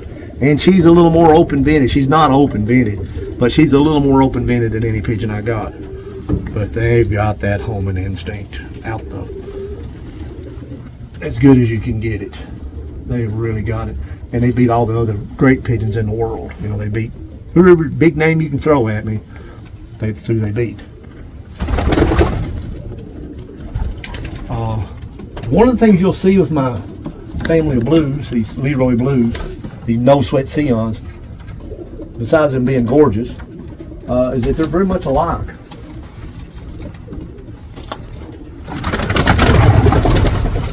When I'm in here by myself, these birds are super tame, and a lot of the people that have been talk about my birds, they talk about how exceptionally tame they are. I love this pigeon. Here's one that Charles Heitzman would have. You could have bought a car before you'd have bought this bird off Charles Heitzman. Charlie raised many great birds, and he sold many great birds. But when he got a bird like this, he hung on to it. He'd have that bird for 20 years. I love this pigeon. That's this year's bird. Look what a gorgeous pigeon. He's perfect. But you see, you know, he's slightly down. You know, he doesn't have a big wobble. He doesn't have big eyes. Oh, let's get a hawk out there. When those birds do that, they're telling me real quick there's a Cooper hawk out there. When they come flying in out of the aviary, that's flat what they're saying to you. Look what a magnificent Sion. Oh. Let me walk in here to see if they didn't see a hawk, if the hawk didn't come down on the aviary, then and I've had people, I don't see it. Oh, they knocked the roost down. Oh, that's what it was. Jeremy, hold on up here for me.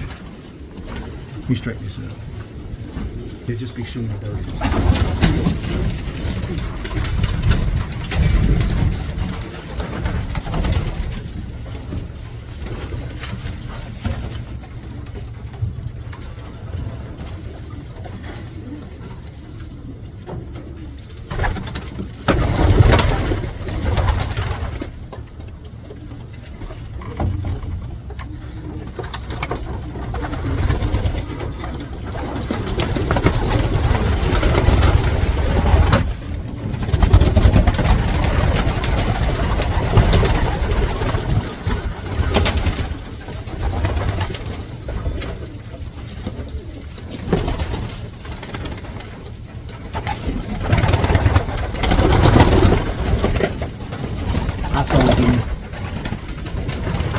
Being from Kentucky, I'd use a little duct tape on the roof out there.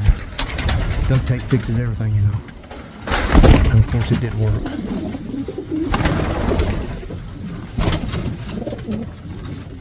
What you're gonna begin to see, I'm gonna stay in the blue bars for a while here. You're gonna start to see what a family of pigeons. I'll walk them out here to this aviary.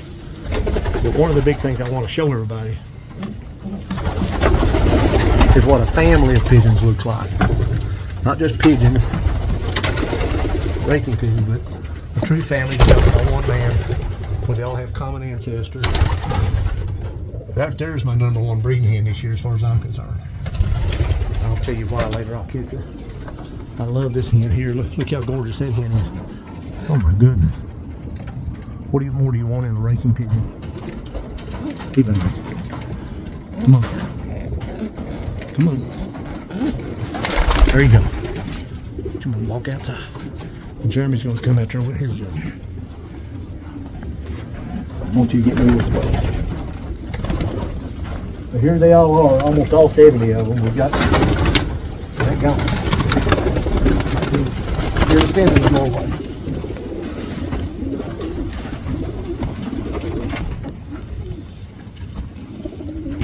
You know, I wanted to say one little thing. You know, when I shot a video last year, I had people made all kinds of comments. One guy said that he didn't like the roost out in the aviary. I'm sorry about that, I do. And the birds like it. And I had one guy said I didn't know how to catch a pigeon when I was catching them in these cages here. I know how to catch a pigeon. I've been catching pigeons since I was about 1 year old. And I've caught more pigeons probably than any human you'll ever come in contact with. I've caught them with my eyelashes. I've caught them between my toes. I've caught them upside down. I've caught them with one finger. Believe me, if anybody knows how to catch a pigeon, you're looking at it. I've had pigeons. I think I've had 20 pigeons that I've put in my arms and in between my legs and down in my pockets and in my head. I think I can catch more pigeons and quicker pigeons than anybody you'll ever. I've got pigeon hands, and not everybody's got pigeon hands. I know how to handle pigeons. It's so perfect, and. That's about all I got to say. Is I don't know how to catch a pigeon, you know. So, amen on that. All right, we're gonna do some slow panning and slow shooting here. I want to talk about this family in particular. First of all, you can see the blue bars. Jeremy, stand at that doorway and kind of block them off, or they'll want to come back in. They're fussing and fighting. Well, what is it you see about these birds? Well, you see that they're all real similar in look. That's no accident. These are all Sions. You're not going to see a family of Sions like this ever again. It's going to take somebody that's got a lifetime of know-how to get the birds up to this level.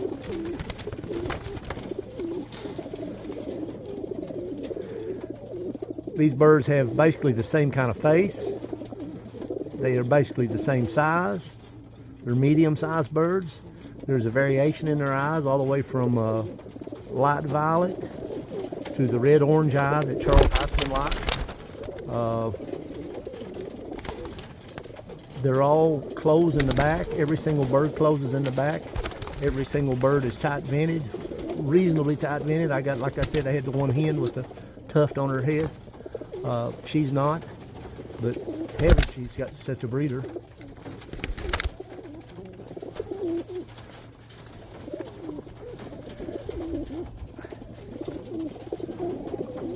Of course, they're a little nervous.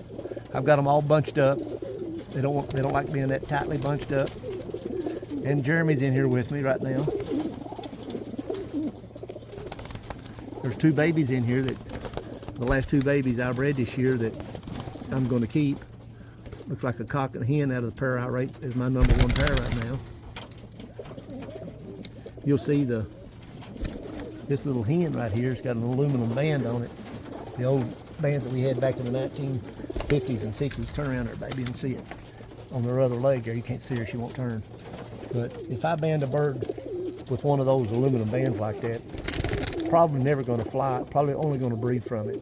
It's a marked breeder from the day it comes out of the nest because of its bloodlines and its parents and stuff, and I want to keep that bird. One of the good things here, John's got this property that sits back in the country. We're still in the city, but we're in the country too. And I mean, it's a great, you know, you couldn't ask for more. Everybody's getting closer. Oh, one thing I hate about doing this is it's causing these birds to shuffle around and fight a little bit. When I'm by myself and I'm out here, I'm not pressuring these birds, getting them all together like this. There's no call in it. They're fine. I'm just trying to show them off to you. That's all. I'm so proud of them. And you can see, you know, this is what these birds will breed, depending on how I put a lot of them together. They're pretty much going to breed just exactly what you see all over again. But I'll take them different directions. Try to get them more to my type. And there's certain pairs that I want to put together strictly for the blood, emphasizing really good long distance blood.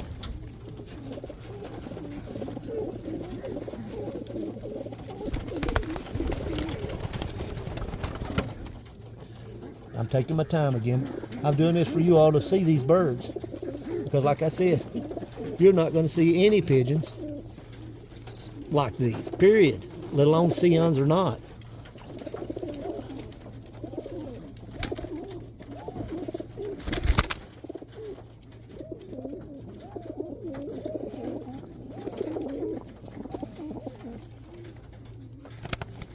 You know, when you develop a family of pigeons, they're your children. And if somebody insults them or says they don't like them, it's almost like them talking bad about your grandchildren. You know, so I'm very prejudiced about anybody ever saying anything negative about these birds. I know I've been around a lot of pigeons in my life. I've never seen any family of birds look like this, ever, period, not even close.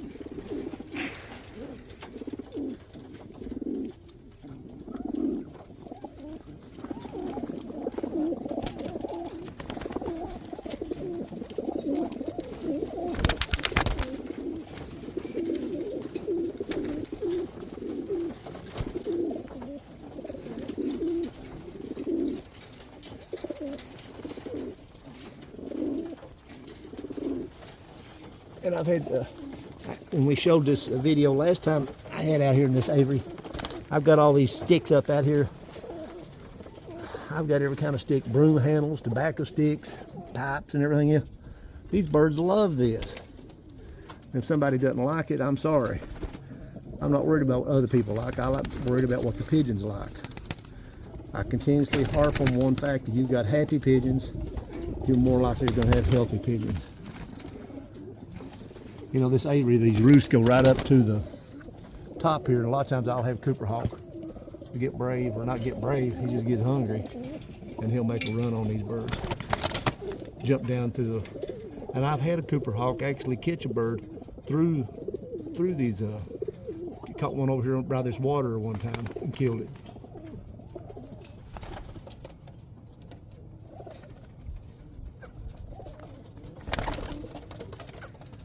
Jeremy, let's walk over here and let these birds come around by me. Come over here, over this way. And they'll all come around. There they come. That's what I'm saying. Give them some room. Welcome back. Okay, birds. Jeremy's loose.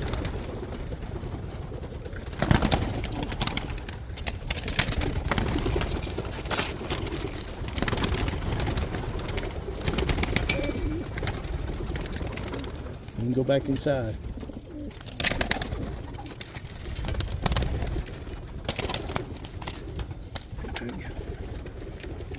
Here you go. There you go.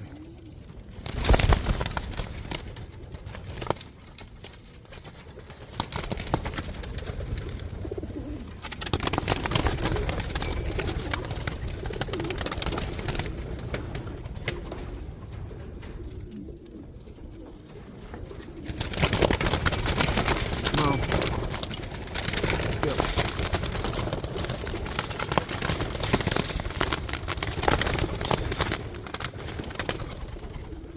I'm trying to get them all to go back inside. Here, hold on. Shoot me. Let me move this bunch around. Come on.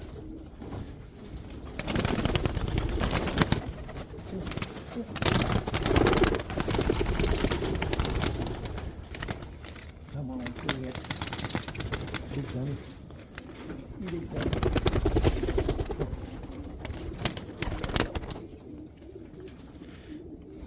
Once we get inside, we'll stand at the door and keep them coming back outside. Again, we got pine needles down in here. You see, this loft is it's different than other lofts. One of the good things about it, you got the big walk-into area out there. Out on this end of it, it's 10 foot off the ground. Love that fact that the air is going underneath of it. We got big aviaries in the front. John's built wires down through here. So we got air coming underneath the aviaries, air coming through here. John's fixed all the plexiglass in the roof. It lets light in. You want to make sure that you've got light coming in, keeps the birds keep them healthy. You want to use pine needles for your nest because it doesn't let mites and louse been able to go inside of a pine needle and breed. So it keeps bugs from getting in there.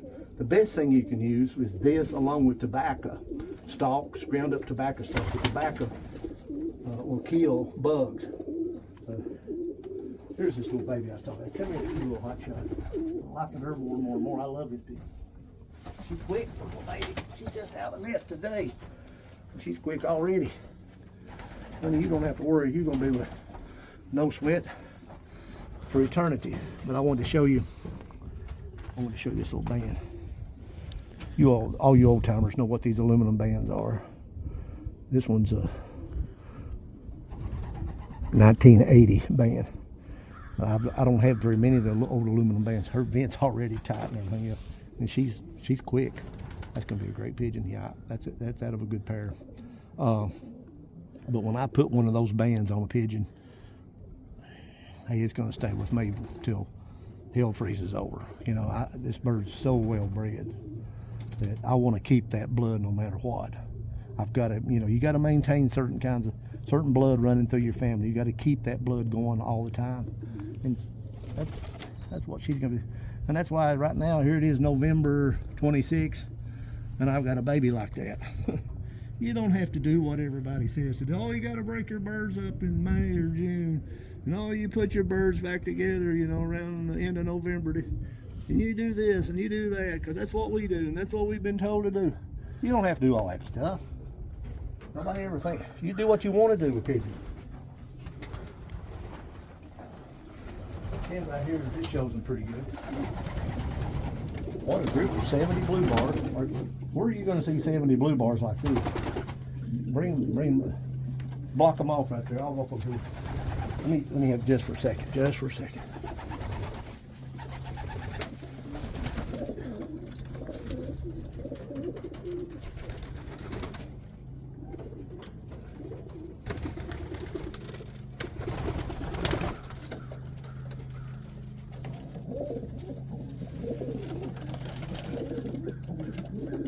Jeremy, stay right where you're at. I'm gonna try not to let them come out of this room.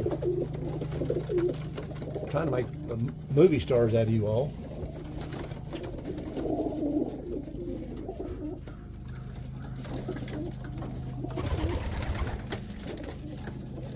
Again, I don't know where I can pick up bird after bird and show them to you, pull their wings out and do all that kind of stuff that so many fanciers do.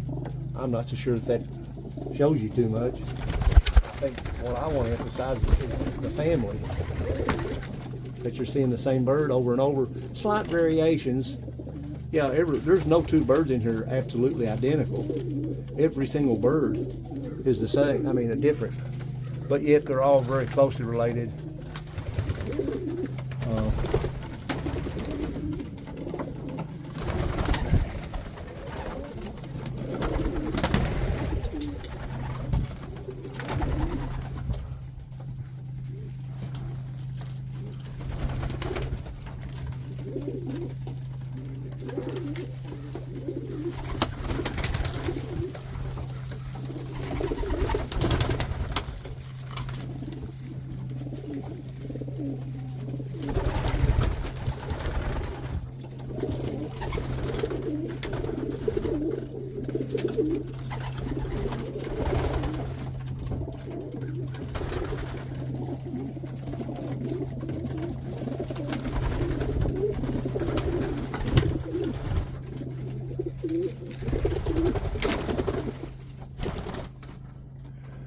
Just panning right now, trying to show what a family looks like.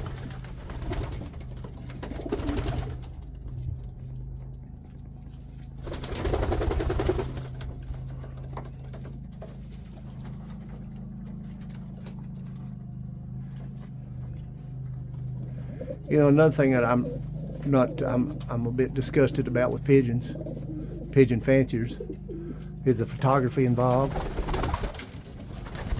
People show off their pigeons. They want pictures of their pigeons standing like a statue, like something in a graveyard. Over and over and over again, that pigeon has to be standing at a perfect angle, an angle that's been a standard, I'll call it. The standard angle that all pigeons must stand in. That's the way it has to be in a photograph. And not only that, they'll put a picture of its eye sign, its eyeball, in with the picture. I've never seen anything more fake or more boring than to look at a pigeon standing like a statue. If you look at my website, the Heitzman Sion website, you will get to see 4,600 photographs that I have downloaded onto that site. It's now the largest pigeon website in the world. Has more pictures of Sions than all the other websites combined that call themselves Sions. And I won't have but just a handful of pictures that meet that stupid standard where the pigeons have to stand like statues in order to be admired.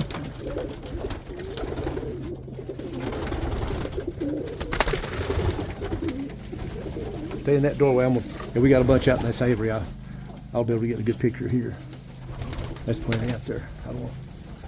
All right. These are the No Sweat Sions. You are looking at them. These are the birds that John and I have worked so hard to get to this point. 20 years of partnership, snows. We've had a lot of hard times together with the birds and good times together with them.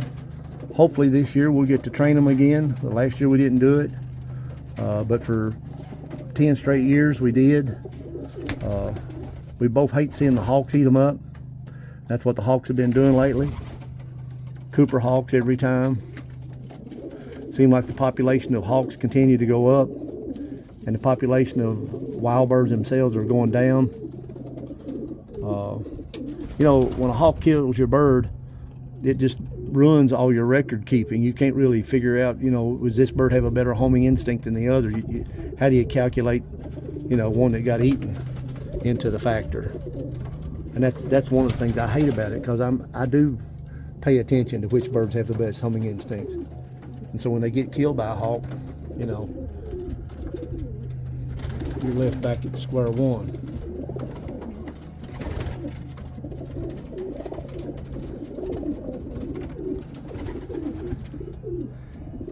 Absolute truth and absolute honesty, there's never been any Sions ever in the history of Sions like this family of birds. I'm hoping that this video itself is self-explanatory or backs that up. Let you judge for yourself and see just how beautiful and how nearly perfect these pigeons are.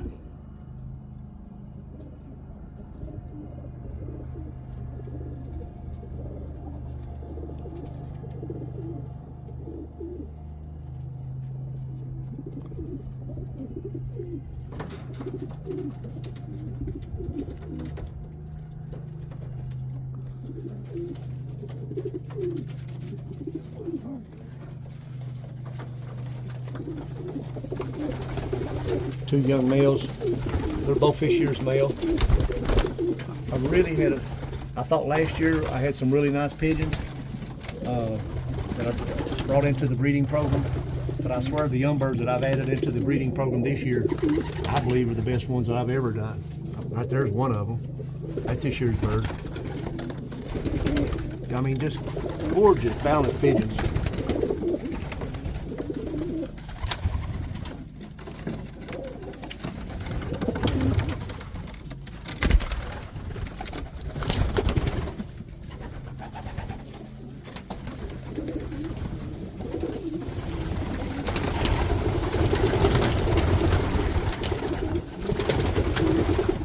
Okay, I got some more out in this one aviary.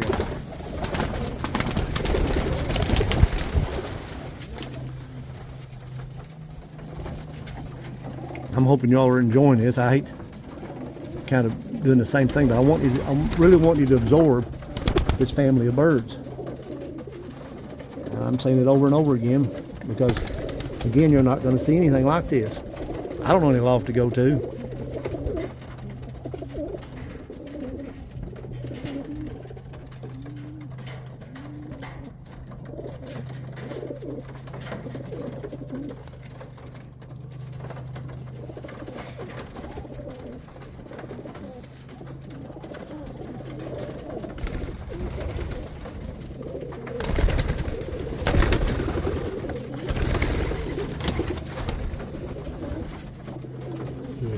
Just shoot for a minute or two or more and we'll get out of here. I don't want to bore anybody.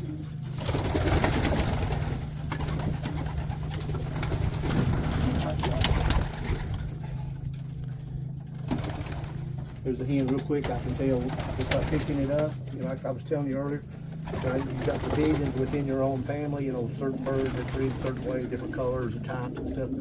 I can tell real quick, just like I talked to you about earlier, just looking at this bird, it's a Chattanooga blood. Simply because of that shade of gray, simply because of that particular kind of head.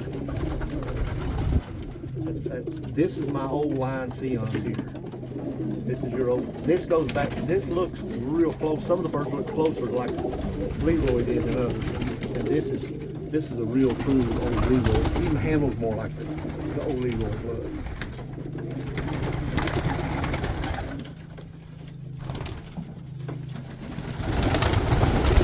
Another thing that I do with some of my really special birds, if I don't have to put the aluminum bands on them, then I've got a little plastic band here that says no sweat. And I'm out of those bands. But if I put a no sweat band on them, or one of those aluminum bands on them, they're probably never going to fly. They're going to be breeders.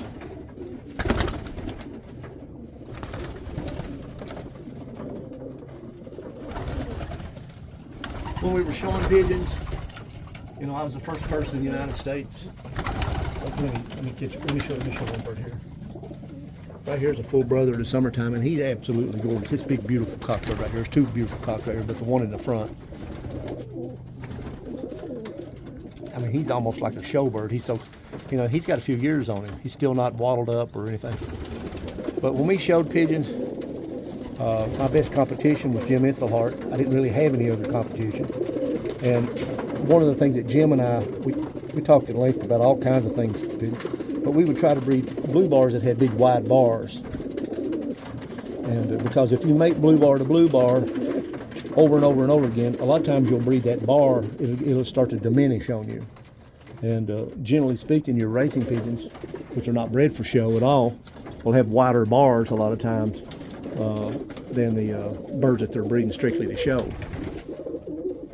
And again, we talked about that breeding for, in the shows we'd breed for black toenails, graybacks, you know. And I still let a little bit of that influence me. I want to catch this one cock.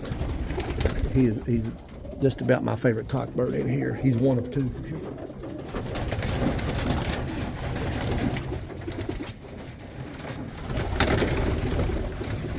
If I had to start an entire loft all over again, this would be one of the two pigeons that I'd start with. It's the full brother to Summertime. And to me, he's a perfect pigeon. I mean, he's a little, and he's a pretty good sized bird. Medium, large bird. Some might even call him a large bird. Man, it's what you want for breeding. I mean, look at that pigeon. My God, he's so nice. Yeah, it's a good bird. This is band number. See, I didn't even, he's got that aluminum band on there. I put that on there because, you know, he's Summertime blood. But this is 2019. I can't see out here.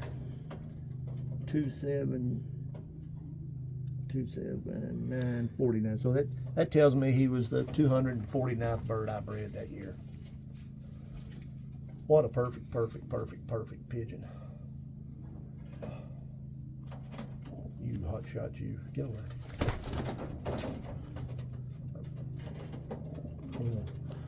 You might want to stand over here and just let me talk about the loft for a little bit. This loft is really good. John did an excellent job. It's a racing loft when he built it.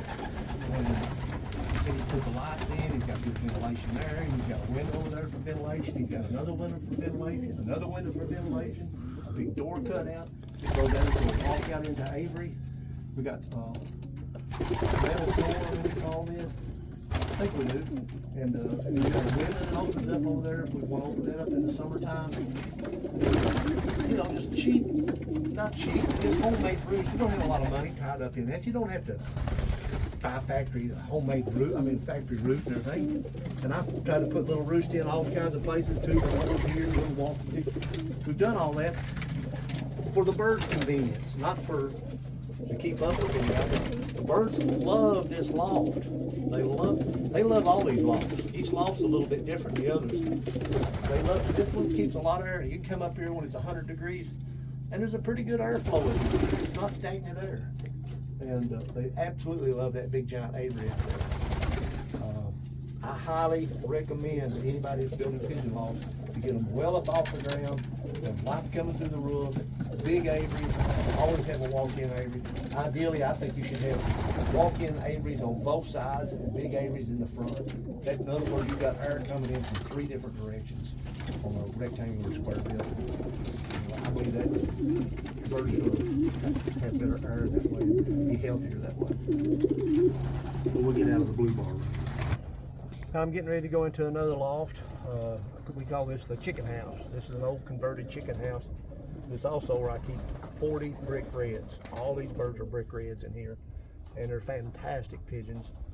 I don't know of anybody else in North America that's got brick reds, pure Sion, old line Sion, the best Sions you can get, pure old dark red, gorgeous brick red Sions like I have in this chicken loft. And again, the birds love this loft. Now, I would recommend if somebody would start to build this loft, I'd want it a few more feet off the ground, but the dimensions in it, the way these birds love it. Maybe better than any loft we've got. And it's nothing but a chicken coop. Come on in to the red room.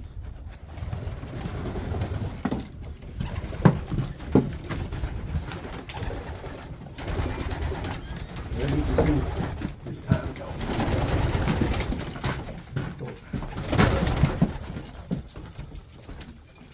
We're now in the red room. I'll get a ladder so we can show these off. I'm letting these reds mate any way they want to mate, because any way they mate is going to be good. Every bird in here handles like a dream. They're tight-headed, closed back. There's varying degrees of red. I had the gentleman write to me, I said, if you make another video, will you please explain to me how in the world did you come up with these dark brick reds? And it's pretty, my answer is this. I've made it red to red, to red to red. All these reds go back 5, 6, 7 generations of red to reds. And I do get mutations. I get reds that are almost look like grizzles, that have got white in them. You get reds that have got odd colored reds, purplish looking reds, yellow looking reds, orange looking reds, reds that have got white speckles in them. If you're gonna make reds to reds for a long time, that's what you're gonna get. You're gonna start getting mutations within those reds, and those mutations will almost always come out of the form of variations of white or different colors of the dark red. But I've tried to keep the really dark reds, and I really want to work on the reds. Again, I'm just talking about color. I'm not talking about performance, but color does matter with racing pigeons. And anybody that will be honest about it, they know that color does matter. And I have a world of people on the internet that write to me and say, I love your reds. That's the prettiest group of reds. How in the world? Well, it's me taking, if I breed 20 reds, and it's concentrating on those two darkest reds out of that 20 that also have all the other credentials. You know, and I keep those, and the next year I keep those, the next one. And you do it over and over with a wide selection of reds. And after, you know, after so many years, you come up with this. But you've got to do it year in, year out, and you've got to be working with quality. You've got to have a know-how to do it. It's not just something that anybody can do. But now this happens to be, there's 40 reds in here. Look at that. Let me have just for a second. Oh my God.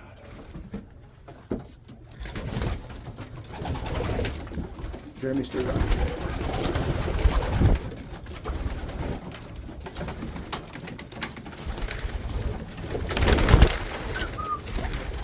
They're a little nervous today. Jeremy and I are in here.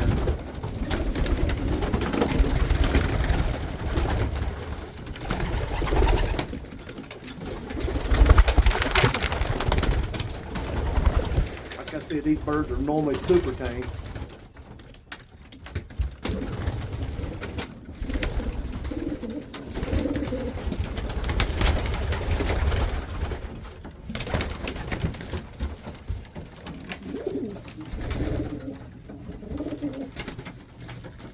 And again, you'll see you see it a lot with the reds, with the Sions. You'll see what they call a pied face. There's some word in France. I forget what the word is exactly, but it means face dipped in powder. And right there's a classic one of those. And I used to see a lot of those at Heitzman's, the birds with the lighter colored head. And I've seen a lot of Sions like that. And I still like it too myself. I like to see, if you look at these reds, you see I'm really concentrating on the darker reds. Now these reds are line bred to Old 51, which was the most iconic and well-known red check cock probably ever in the history of the United States years ago. He was the bird bred by Charles Heitzman. He was just your average colored red check, and he was on the Christmas cards and advertisements of everything that Charles Heitzman did for many years. He had that big apple body and that wedge face. And there's still, you can find a lot of stuff about Old 51. But Old 51 was the bird that went back, like I said, 30 times back onto Charles Heitzman's original pair of Sions.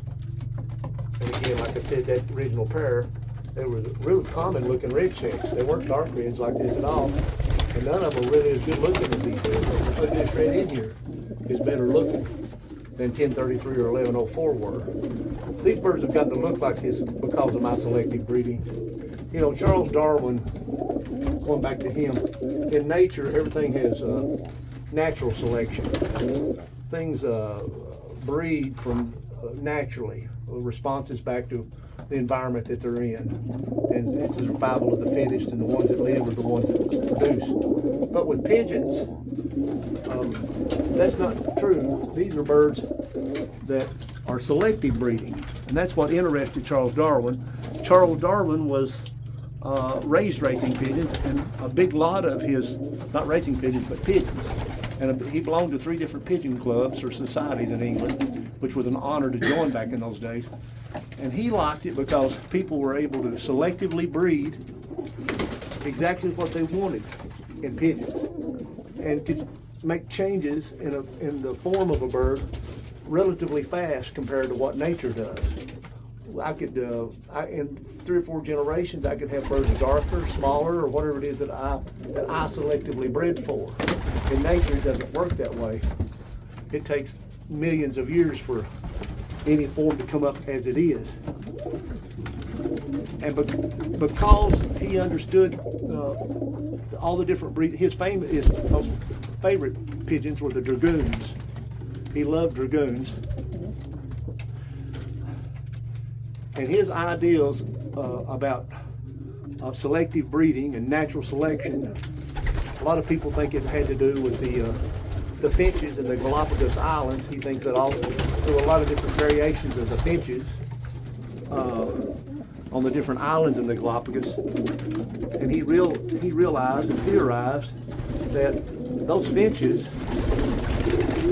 that probably all came from 1 or 2 different finches, all these different variations, and that they had only changed because they had adapted to how they were able to survive on those different islands.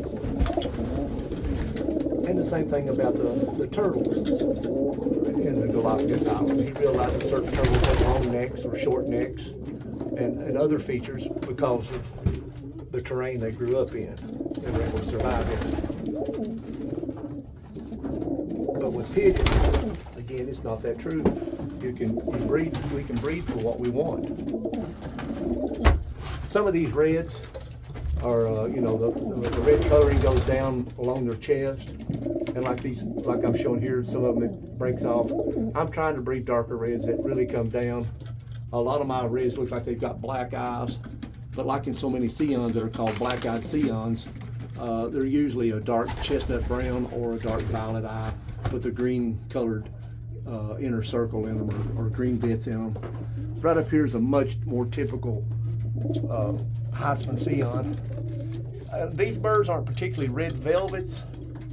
Most of them are red checks. That's classically a red check right there that I've got this on right now. You can see the checker pattern in him. But like with this hen here, you think, oh, that's a red velvet. That's not a red velvet. Again, that's a red check, but it's a real tight checkering. It's almost a lace type checkering. It's real tight. I'm extremely proud of these reds. They're not at all like anybody else's reds. Anybody wants to say, well, he got his reds from here, and that's what, like I said, explained earlier, there's some truth in that. The birds all come somewhere, but I've been the one that's bred these birds and handled them and selectively bred to get them to where they're at now. And there's nobody got the reds that look like this now at all. That's because of me.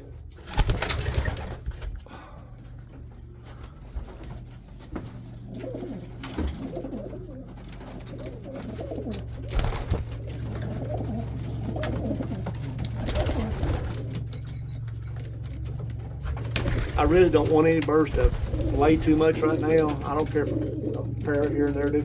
But I honestly do not want to fool with a lot of birds in December, January, and February. I hate those months here.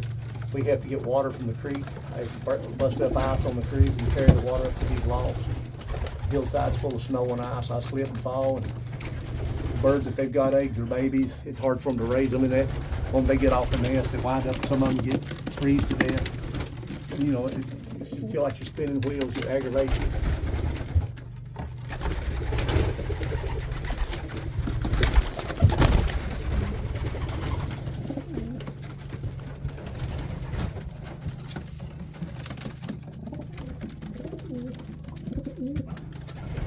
I hope I'm showing the reds off pretty good. I know a lot of people want to see them.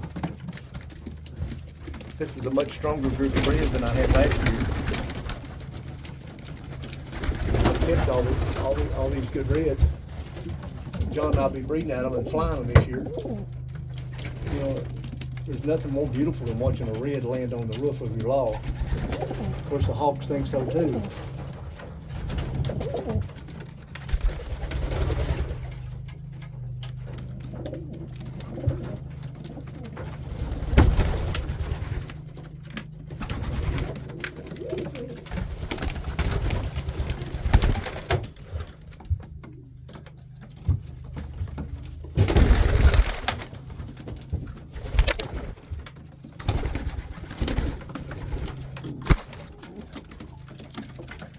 I'll kick one in a second.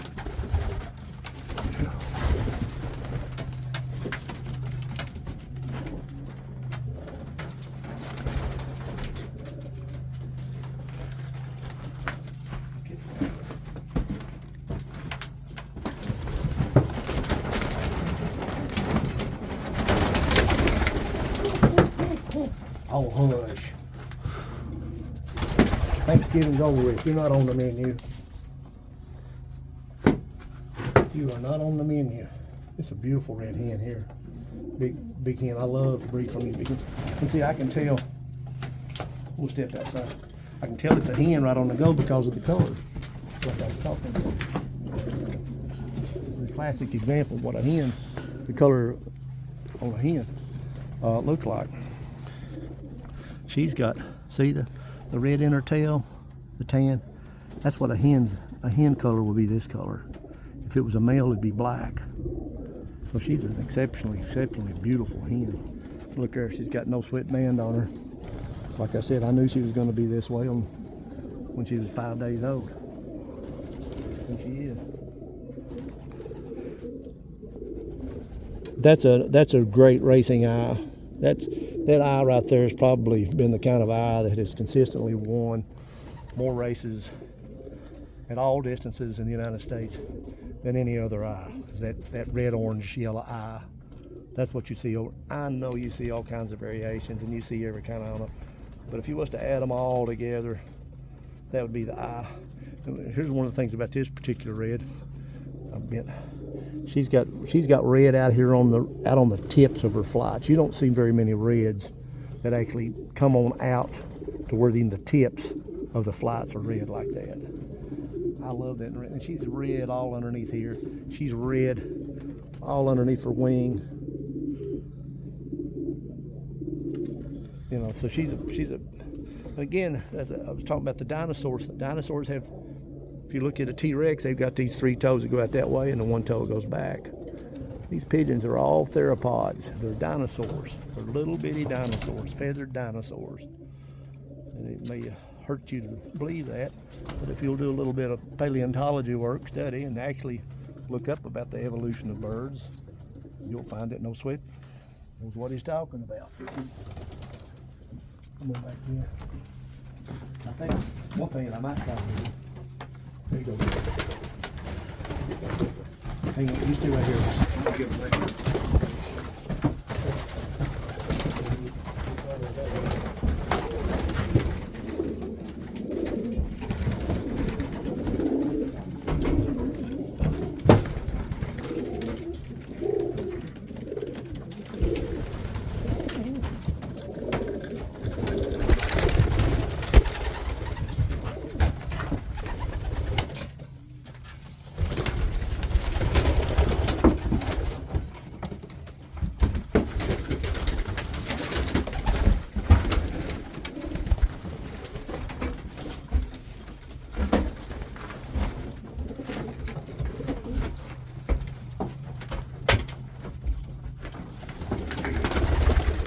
All right, I'm up high in the chicken loft now.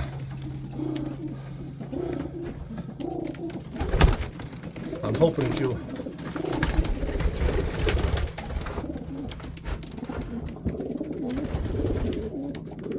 get to see this loft's tall on the inside, but the birds aren't wild.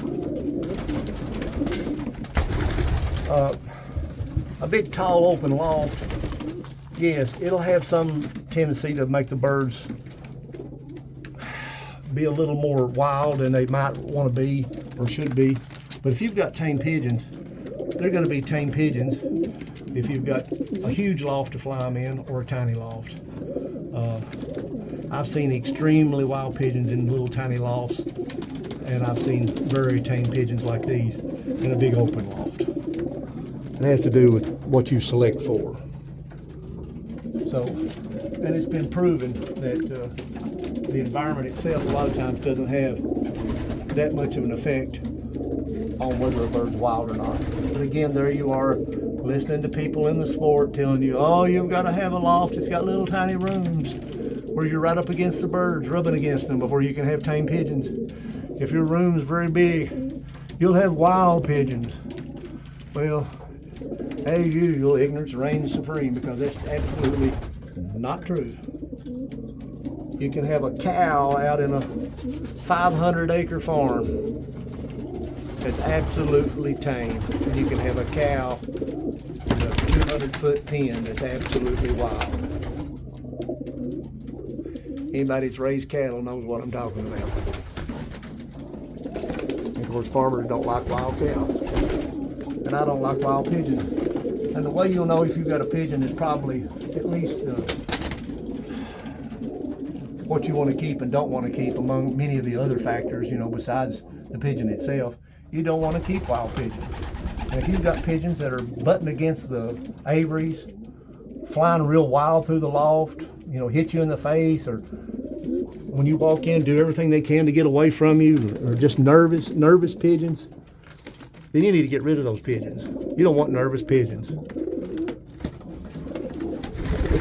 There's too many other good birds that you could have without having to put up with all that crap.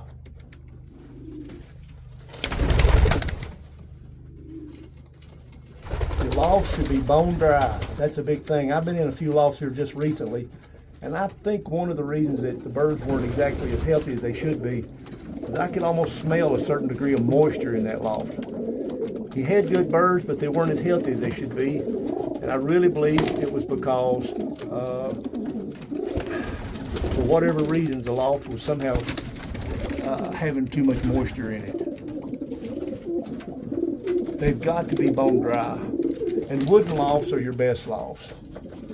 Heitzman experimented with concrete block lofts and different kinds of lofts. You'll see tin sheds turned into lofts. Sometimes you'll see a brick or a concrete building turned into a loft. But what you want is a wooden loft. It seems like it absorbs the water better. The birds, for whatever reason, stay healthier in wooden lofts.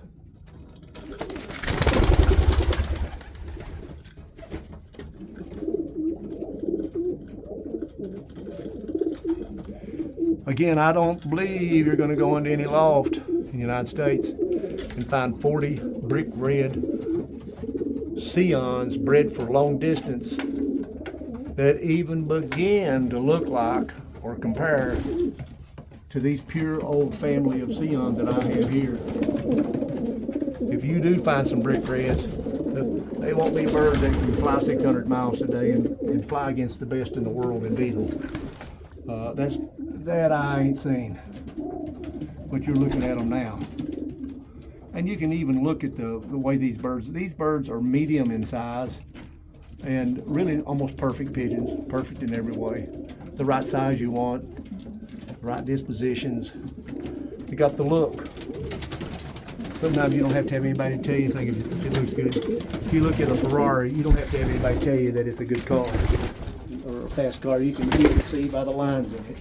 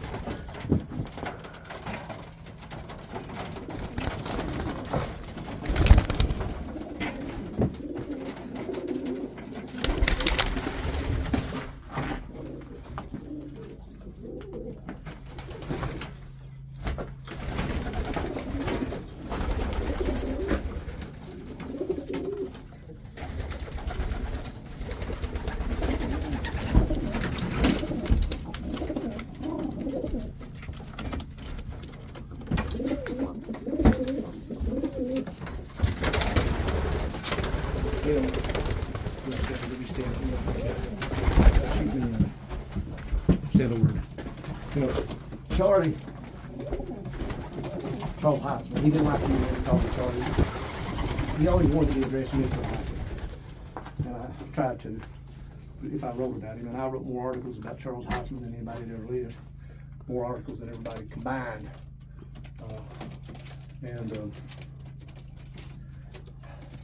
If he had a brick red, like these brick reds, and he did raise a few, or if he had a powder silver, that was like the powder silvers I've got down there, and you couldn't hardly get those birds off. And I would try to buy them off of him at times, and he'd be like, "Oh, you don't have enough money." You know, Robbie, you talking to Robbie, that's before my no sweat days. But he was so good to me. You know, Charlie gave me a lot of birds. Gave me birds that had a high white and so many other birds, just late hatches and stuff. Birds that he wouldn't sell to anybody, but he'd give them to me. And I'm still paying him back today. I'm still holding his name up high and still got to see him.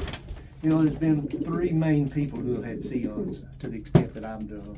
There's Paul Sion himself, and he had the Sions from 1920s, late 20s up to the 1940s, to World War II. And after World War II, Heitzman had gotten the Sions from Paul.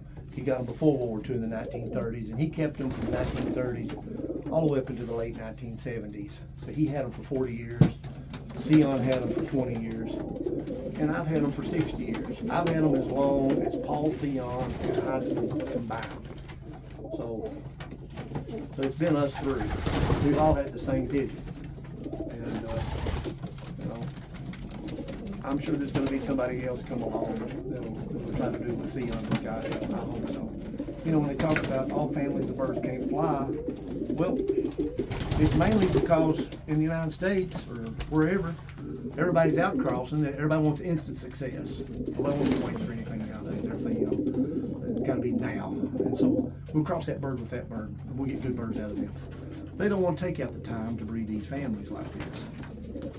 So there's not hardly anybody in the United States that's even got a family. So when I enter a big race, let's say it's the Hoosier or the Gulf Coast Classic or AU Convention race, or whatever it is, I'm going to be flying probably about 99% of the birds are going to be hybrids and crosses simply because of what I just said. So it's tough for somebody who does have a family, just odds-wise, percentage-wise. Because don't forget, pigeons are gregarious. They like to fly together. They like to live together. They like to stand in groups. And the same thing when they're racing. You know, they kind of follow each other a lot. Yeah, you're going to get a bird that breaks out every now and then on different situations. But in so many of the races, like one-off races, if they had that race the very next week after they've had the race, whatever bird won that race, hell, it may not even finish the next race. And it'd be an entirely different finish. So I was going to put emphasis on trying to find truly what the best pigeons were in the United States, young birds. First of all, I would take them out to 500 miles, which would scare everybody in the United States to get so many birds lost, or so many lost already before they get out to 300, and you know 3/4 of the birds are already gone by the time on the day for the returns. Heaven help them if they went out to 500 miles. There's just so much involved. You know, you've got hens that are mixed up with the cockbirds that are at a disadvantage and forming eggs a lot of times, or they're sent off onto the races. They got an egg inside of them. They don't stand a barrel on these races. It goes on and on and on. If I was looking for what was the best bird, I'd have a one loft race series that had maybe a total of 15 total tosses, and maybe every fourth toss or something a race. And I'd do 100, a 200, a 300, a 400, a 500, make that 5 races, and give a point system on how the birds did on that. And then the bird that was the best ace bird, the bird that consistently did the best, then yeah, it should be recognized probably as the better bird out of all the groups, because you know it came back over and over and over and did well. Then you might be able to find what the best bird was, and also taking them on out another couple hundred miles. That, along with the other things that I've talked about, that would appeal to me. It might appeal to some other people, but for the most part won't kill the 90% of the people, because they're just going to be throwing their money in the air and losing every bird they got, because they're breeding out of these short distance birds that are supposed to be fast and great and everything, which they're not. Anyway, this is the red loft, the chicken house. You can see it's a big tall thing here, and there used to be chickens in here. John and I put this in here. This was a thing that Eastern Kentucky University was throwing away that used to be over in the warehouse. And I asked them, could I have it, and they gave it to me, and John put it up, and the birds have loved it. The nest boxes are a little smaller than normal, but hey, the birds have done very well in that. And I've had them nest up on top and everything else. I'm not too crazy about a bird wanting to nest on the floor. You know, every now and then you see that, but I don't really bird nest on the floor.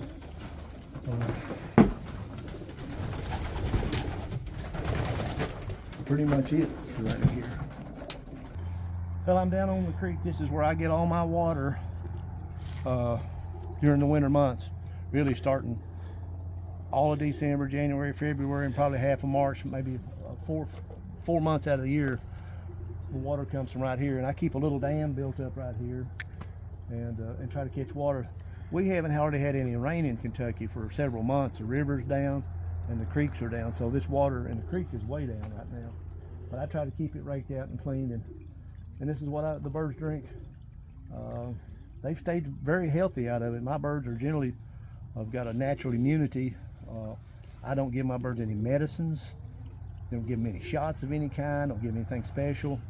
And my birds, when are some of the strongest pigeons you could ever dream to ever have. They have a natural immunity, which to me is the best immunity you can have with birds. And I wanted to talk about training. One guy asked me about training.